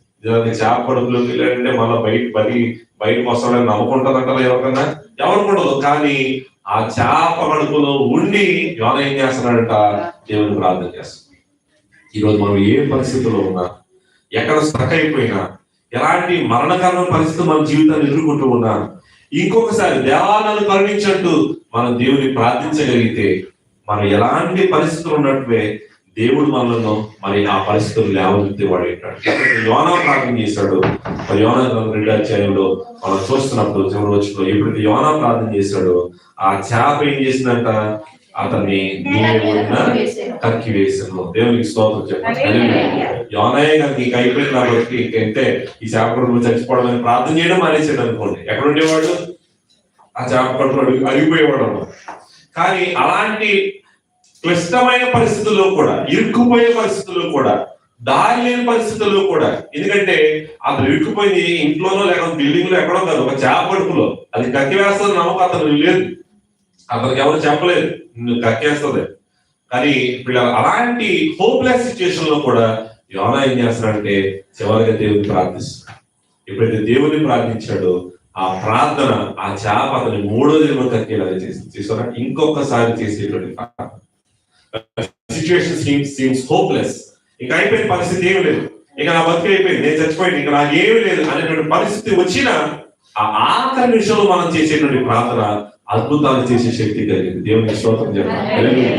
యోనా చేసిన ప్రార్థన 3వ నాడు అతన్ని ఆ యొక్క ఒడ్డున మరి కక్కి వేయటాన్ని మనం చూస్తూ ఉంటాం. ఇలా ఉన్న పిల్లరా, వీరు మాత్రమే కాదు, యేసు క్రీస్తు ప్రభువును కూడా ఆయన మరలా ప్రార్థన చేయడం చూస్తూ ఉంటాం. ఇది భక్తుల అనుభవం మాత్రమే కాదు, యేసు ప్రభువు అనుభవం కూడా. ఉదాహరణకు గెత్సేమనీ వనంలో యేసు ప్రభువు శ్రమను నియమించేటప్పుడు ఆయన ప్రార్థనా పద్ధతి మనం గమనిస్తే, శిష్యులతో పాటు ఆ యొక్క కొండ మీద వెళ్ళారు. వెళ్ళిన తర్వాత ఆయన ప్రార్థన చేస్తున్నారు. ప్రార్థన చేస్తూ మత్తయి సువార్త 26వ అధ్యాయము 36 నుండి 46 వచనాలు మనం చూస్తున్నప్పుడు, యేసు ప్రభు ఆ కొండ మీద ప్రార్థన చేస్తున్నారు. లేచి వచ్చి శిష్యులు చూశారు. వారు మరి నిద్రపోతా ఉంటే మీరు మెలకుకుండి ప్రార్థన చేయని చెప్పారు. మరలా వెళ్ళి ఏం చేస్తున్నారు? మళ్ళా ప్రార్థన చేస్తారు. యేసు ప్రభు మళ్ళా వెళ్ళి మళ్ళా ప్రార్థన చేస్తున్నారు. 39వ వచనంలో, కొంత దూరం వెళ్ళి సాగిలపడి, నా తండ్రి సాగిల మిగిలిన తొలగిపోయేమో, ఆయన నా ఇష్ట ప్రకారం కాదు నీ ఇష్ట ప్రకారం కానిమని ప్రార్థించను. మరలా మనం చూస్తే 42వ వచనంలో, మరలా 2వ మారు వెళ్ళి, తండ్రి నేను దీన్ని తాగితేనే కానీ నాకు తొలగిపోవడం సాధ్యం కనడగా నీ చిత్తమే సిద్ధించుగా కానీ ప్రార్థించి తిరిగి వచ్చాను. మరలా 44 ఆయన వారిని మరలా విడిచి వెళ్ళి ఆ మాటలే చెప్పొచ్చు 3వ మారు ప్రార్థన చేశాను. చూసారా ఎవరు చేస్తున్నారు ప్రార్థన? యేసు ప్రభు. ఎన్నిసార్లు చేస్తున్నారమ్మా? 3 సార్లు చేస్తారు. ఒకసారి చేస్తే సరిపోదా? ఒకసారి ప్రార్థన చేస్తే సరిపోద్ది కదా. కానీ యేసు ప్రభు సైతం ఏం చేస్తున్నారు చెప్పండి? ప్రార్థన చేశారు, ముగించారు, మళ్ళా ప్రార్థన చేశారు, మళ్ళా ముగించారు, మళ్ళా ప్రార్థన చేశారు. అంటే ఎప్పుడైతే యేసు ప్రభు దేవుని ప్రార్థిస్తున్నారో జరిగింది ఏంటంటే, ఒక దేవదూత వచ్చి ఆయనను బలపరిచారు. చూసారా, మరలా చేసిన ప్రార్థన దేవుని దూత సహాయమును, అభయమును, ధైర్యమును ఆయన ఉంచబడినటువంటి ఆ పని కొరకు ఆయన సిద్ధపరచడం మనం చూస్తూ ఉంటాం. దేవుని వాక్యం వల్ల మీ జీవితంలో ఏదైనా ప్రార్థన అంశం గురించి మీరు ప్రార్థన చేయడం మానేస్తుండొచ్చు. కానీ దేవుని వాక్యం మనకు చెప్పేది ఏంటంటే, ఏ ప్రార్థన అంశం మీరు ప్రార్థన చేయడం మానేశారో దాని గురించి మీరు ఇంకొకసారి ప్రార్థన చేసి చూడండి. దేవుడు మీ జీవితంలో అద్భుతాన్ని జరిగిస్తాడు. దేవుడికి స్తోత్రం చెప్పండి. అది అనేక సందర్భాల్లో చాలా అంశాలు చేసి విసుగుపోయి, లేక ఒకసారి చేసి ఆపేసి 2-3 సార్లు చేసి ఆగిపోయే పరిస్థితులు ఉంటాయి. కానీ ఎప్పుడైతే మరలా అనగా పట్టుదలతో మనం చేసేటువంటి ప్రార్థన ఎప్పుడైతే మనం చేస్తామో, ఇంకొకసారి మనం చేసే ప్రార్థన ఎప్పుడైతే మనం చేస్తామో, ప్రేయింగ్ వన్స్ మోర్ అనేది మన జీవితాలకు నూతన ద్వారాలు తెలుస్తుంది. నూతన ఆశీర్వాదాలను, నూతనమైన మార్గాలను మన కొరకు అందించేది.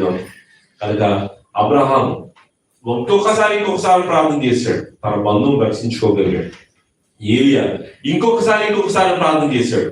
మరి కరువు అంతటి పోయి విస్తారమైన వర్షం, అరిచేత మేఘం వచ్చిందంట. అరిచేత మేఘం నుండి ఎంత వర్షం పడుతుందండి? ఎంత వర్షం పడాలి? అరిచేత వర్షమే పడాలి కదా. కానీ ఎంత వర్షం వచ్చింది? మోపైన వాన కురిసినట్టు రాయబడి. అంటే మొత్తం ఊరంతా తడిచిపోయి మోపైన వర్షం వచ్చేసింది. చూడటానికి చిన్న మేఘమే, కానీ మోపైన వర్షం వచ్చేసింది. ఎందుకంటే మరలా చేసిన ప్రార్థన. కనుక అబ్రహాము చేసినటువంటి ప్రార్థన, ఏలియా చేసినటువంటి ప్రార్థన, సంసోను చేసినటువంటి ప్రార్థన ఇంకొకసారి జ్ఞాపకం చేసుకున్నాడు. జీవిత కాలంలో చంపిన వారి కంటే చివరి క్షణంలో ఎంతో మంది చంపేంత బలం దేవుడు ఇచ్చేసాడు. హన్నా చేసిన ప్రార్థన, ఎన్నోసార్లు ప్రార్థన చేసిన సంతానం కొరకు, కానీ ఇంకొకసారి నేను చేస్తానని ఆమె చేసుకున్న తీర్మానం ఇశ్రాయేలు ప్రజలకు ఒక నాయకుని, ప్రవక్తను మరి వారికి అందించినట్లు దేవుడు ద్వారా నిలిచాడు. యోనా చేసినటువంటి ప్రార్థన చివరి నిమిషంలో చచ్చిపోయి మరణపు పడకలో ఉన్నాడు. అతను చేపడుకుని ప్రార్థన చేస్తున్నాడు. ఇంటికి వెళ్ళాక ఆ ప్రార్థన చదువుకోండి, చాలా లోతైన పరిస్థితులు కనబడుతూ ఉంటాయి. కానీ అక్కడ కూడా ప్రార్థన చేస్తున్నాడు.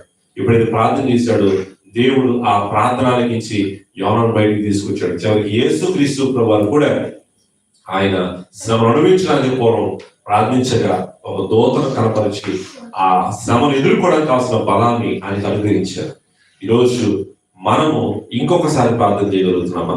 యోచన చేసుకుని, ప్రభా నేను ప్రార్థించే శక్తి, ప్రార్థించే మనస్సు, ప్రార్థించే వీలు, ప్రార్థించే విశ్వాసం నాకు దయచేయి తండ్రి అంటూ ప్రభు దేవుని మనం ప్రార్థించి ప్రార్థనల ద్వారా మన కుటుంబాన్ని కట్టుకునే ప్రయత్నం చేయగలిగినప్పుడు, ఒకవేళ అది ఎంతవరకు జరిగి ఉండకపోవచ్చు, కానీ ఇంకొకసారి విశ్వాసంలో ప్రయత్నించి చూడండి. దేవుడు ఖచ్చితంగా ఆలస్యమైనంత మాత్రాన అది నెరవేరదని అనుకోవద్దు. కాలం పరిపూర్ణప్పుడు ఖచ్చితంగా దేవుడు అన్నిటినీ జరిగిస్తాడు. అంటే కృప ప్రభు మనకు ప్రసాదించున్నాం కాక. ఆమేన్. ప్రార్థన చేసుకున్నాం. మీరు వారు లేచి నిలబడి కన్ను మూసుకుని ప్రభుని తలచుచు, ప్రభా నీ శక్తిని పొందేటువంటి ప్రార్థన అనుభవం మాకు దయచేయండి. ప్రభా నీ ఆత్మను పొందేటువంటి ప్రార్థన అనుభవం దయచేయండి. ఎన్నో సార్లు ప్రార్థనలు విసిగి, ప్రార్థనలు సరిగి, నెరవేర్పు రాక నిరాశతో ప్రభా నలిగిపోయినటువంటి మా జీవితాలు ఈరోజు నీ చేతులకు అప్పగిస్తున్నాం. కానీ ఈరోజు నీ వాక్యం ద్వారా మాతో మాట్లాడినట్లుగా దేవా, ఇంకొకసారి చేసేటువంటి ప్రార్థన అద్భుతాలు చేస్తున్నారు. ఎలాగైతే తండ్రి నాయన అబ్రహాము ఇంకొక మారు అంటే నేను అడిగాడు. అడుగుట ద్వారా దేవా లోతు కుటుంబాలను రక్షించావు నాయన.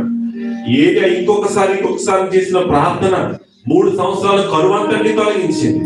ఈరోజు అందరి కొరకైతే మేము ప్రార్థిస్తున్నాము.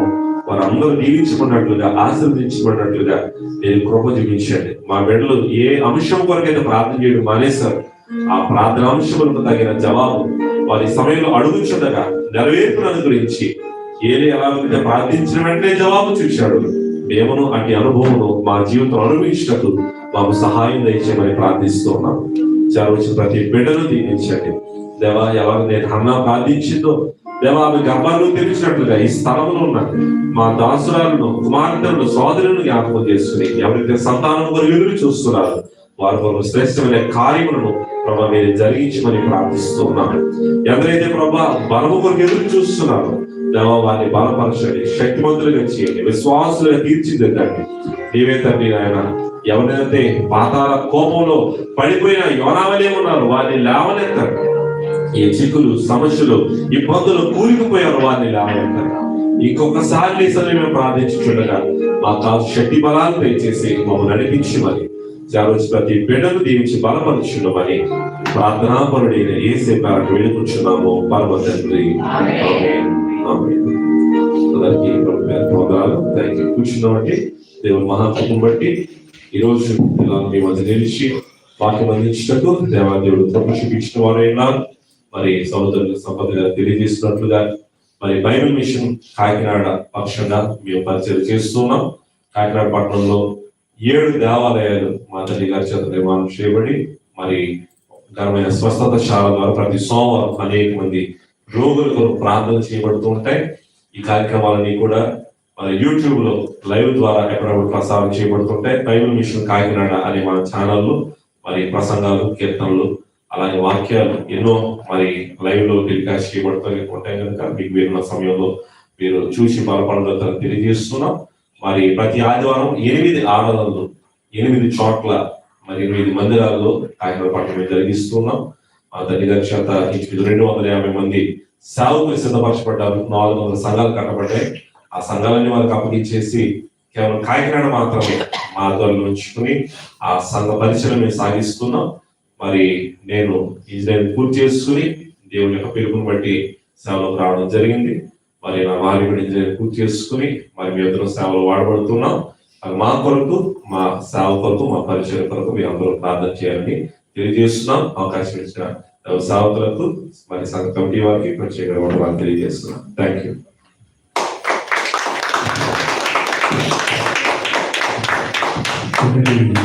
మాటలతో మనందరినీ కూడా మరి సేవకులు మన బలపరచగా మరొకసారి చెప్పకూడదు. ఆ శక్తి అనేది దూరంగా ప్రార్థన చేస్తే ఎటువంటి మన ఫలితాలు పొందుకుంటూ అనేది ఎక్కడి మాటలు మనం తెలియపరిచారు. మరి సేవకులు చేసే ఆ పరిచయం ఏదైనా మనం ప్రార్థనలో మనం జ్ఞాపకం చేసుకుందాము.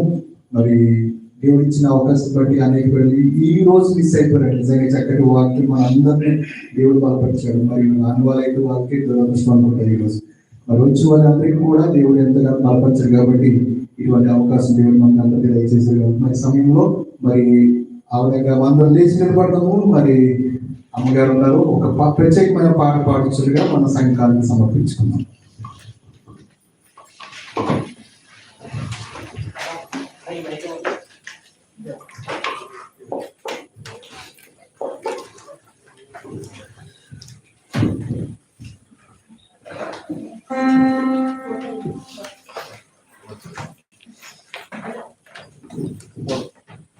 అందరికి మరొక ప్రైజ్ లార్డ్ అండి. అందరికీ కూడా దేవుడికి కూడా శుభములు ఆశీర్వాదం తెలియజేసుకుంటాను. ప్రార్థన శక్తి నాకు కావాలయ్యా అంటూ ఆయన ఆరాధించుకున్నాము. పాట వచ్చిన ప్రార్థన శక్తి నాకు కావాలయ్యా, నీ పరలోక అభిషేకం కావాలయ్యా. ప్రార్థన శక్తి నాకు కావాలయ్యా, నీ పరలోక అభిషేకం కావాలయ్యా. యేసయ్యా కావాలయ్యా, నీ ఆత్మ అభిషేకం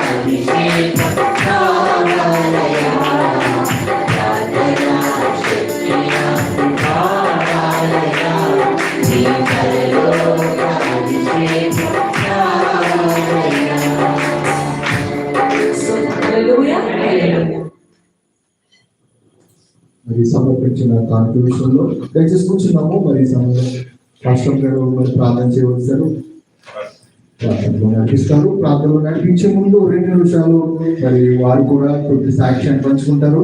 మరి వారి పరిచయం గురించి ఆ సాక్ష్యం పంచుకున్నందుకు ఒక కాన్పు విషయంలో ప్రార్థన చేస్తారు. అందరికీ మరణాత నా పేరు సుకీర్త అండి. మరి మేము కాకినాడలో Bible mission Kakinada Bible mission తరఫున మేము సేవ చేస్తాం. అయితే మరి నా సాక్ష్యం మా సంఘంలో కూడా ఇప్పటి వరకు నేను ఎప్పుడు చెప్పలేదు. ఇది మొదటిసారి నేను ఇక్కడ నా సాక్ష్యం పంచుకోవడం. మరి మేము పుట్టికతో మేము వీఆర్ బార్న్ క్రిస్టియన్స్ అండి. అయితే మరి సేవలోకి వస్తానని నేను అసలు ఎప్పుడూ అనుకోలేదు, సేవ చేస్తానని నేను ఎప్పుడూ అనుకోలేదు. ఇన్ఫాక్ట్ చెప్పాలంటే వీఆర్ ఫ్రమ్ లూథరన్ బ్యాక్గ్రౌండ్.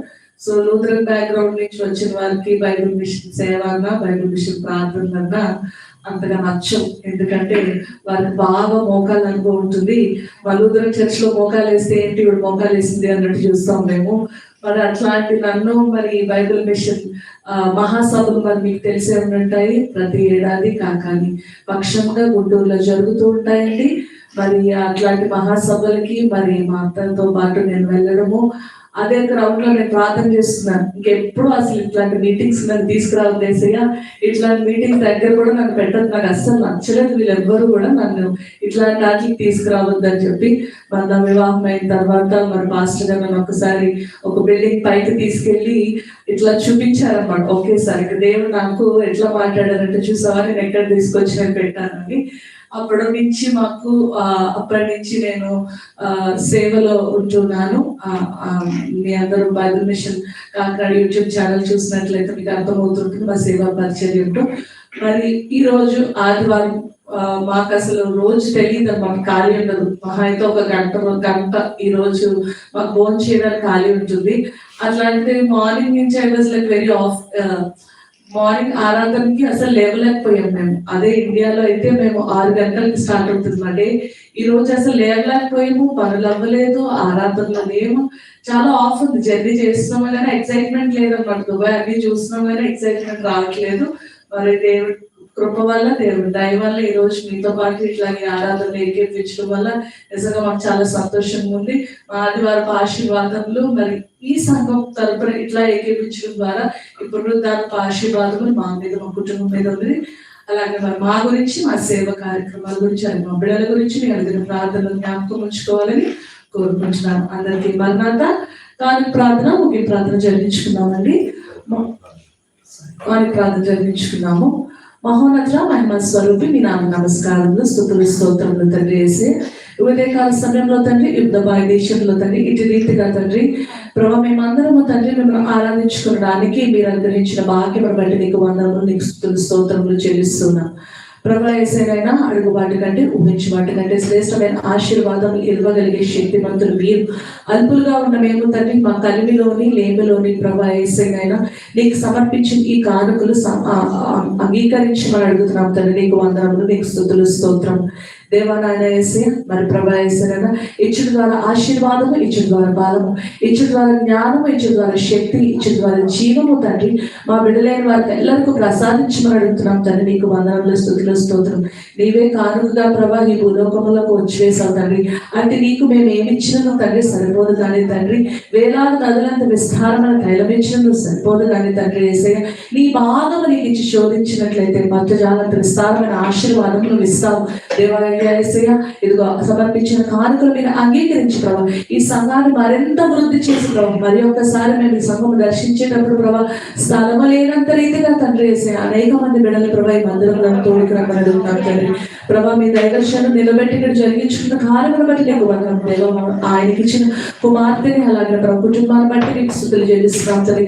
అలాగే ఇక్కడ ఉన్న కమిటీ వారందరిని బట్టి మీకు స్తుతులు చెల్లిస్తున్నాం దేవా. మీరు అందరూ చేస్తున్న స్తుతులు మీరు అంగీకరించి శ్రేష్టమైన ఆశీర్వాదము మా బిడ్డలైన వారికి ఎల్లప్పుడూ ప్రసాదించిన యేసయ్య పాదాలు వేడుకున్నాం తండ్రి. ఆమేన్.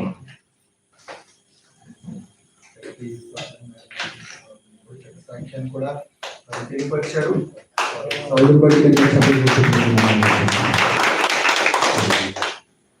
ఏదైనా దేవుని యొక్క కృప, దేవుని యొక్క ప్రణాళికను బట్టి వచ్చారని నమ్ముచున్నాను. మరి ఈ సమయంలో మన సంఘాన్ని ప్రేమించి మరి అంత అబుదాబి నుంచి ఇంత ప్రయాసపడి మనం వచ్చారు కాబట్టి మన సంఘం తరఫున చిన్న బహుమానాన్ని సమర్పించాలని ఆశగా ఐదులో మాటలు నేను ఉంటే చాలా సన్నాహం జరిగిందండి. మీరు లేకపోవడం కొద్ది ఇబ్బంది అవుతుంది, దయచేసి క్షమించండి అని చెప్తాను. మీరు మరి సంపత్ గారు అయితే ఆయన చాలా పరిచయం కావాలి వ్యక్తులు.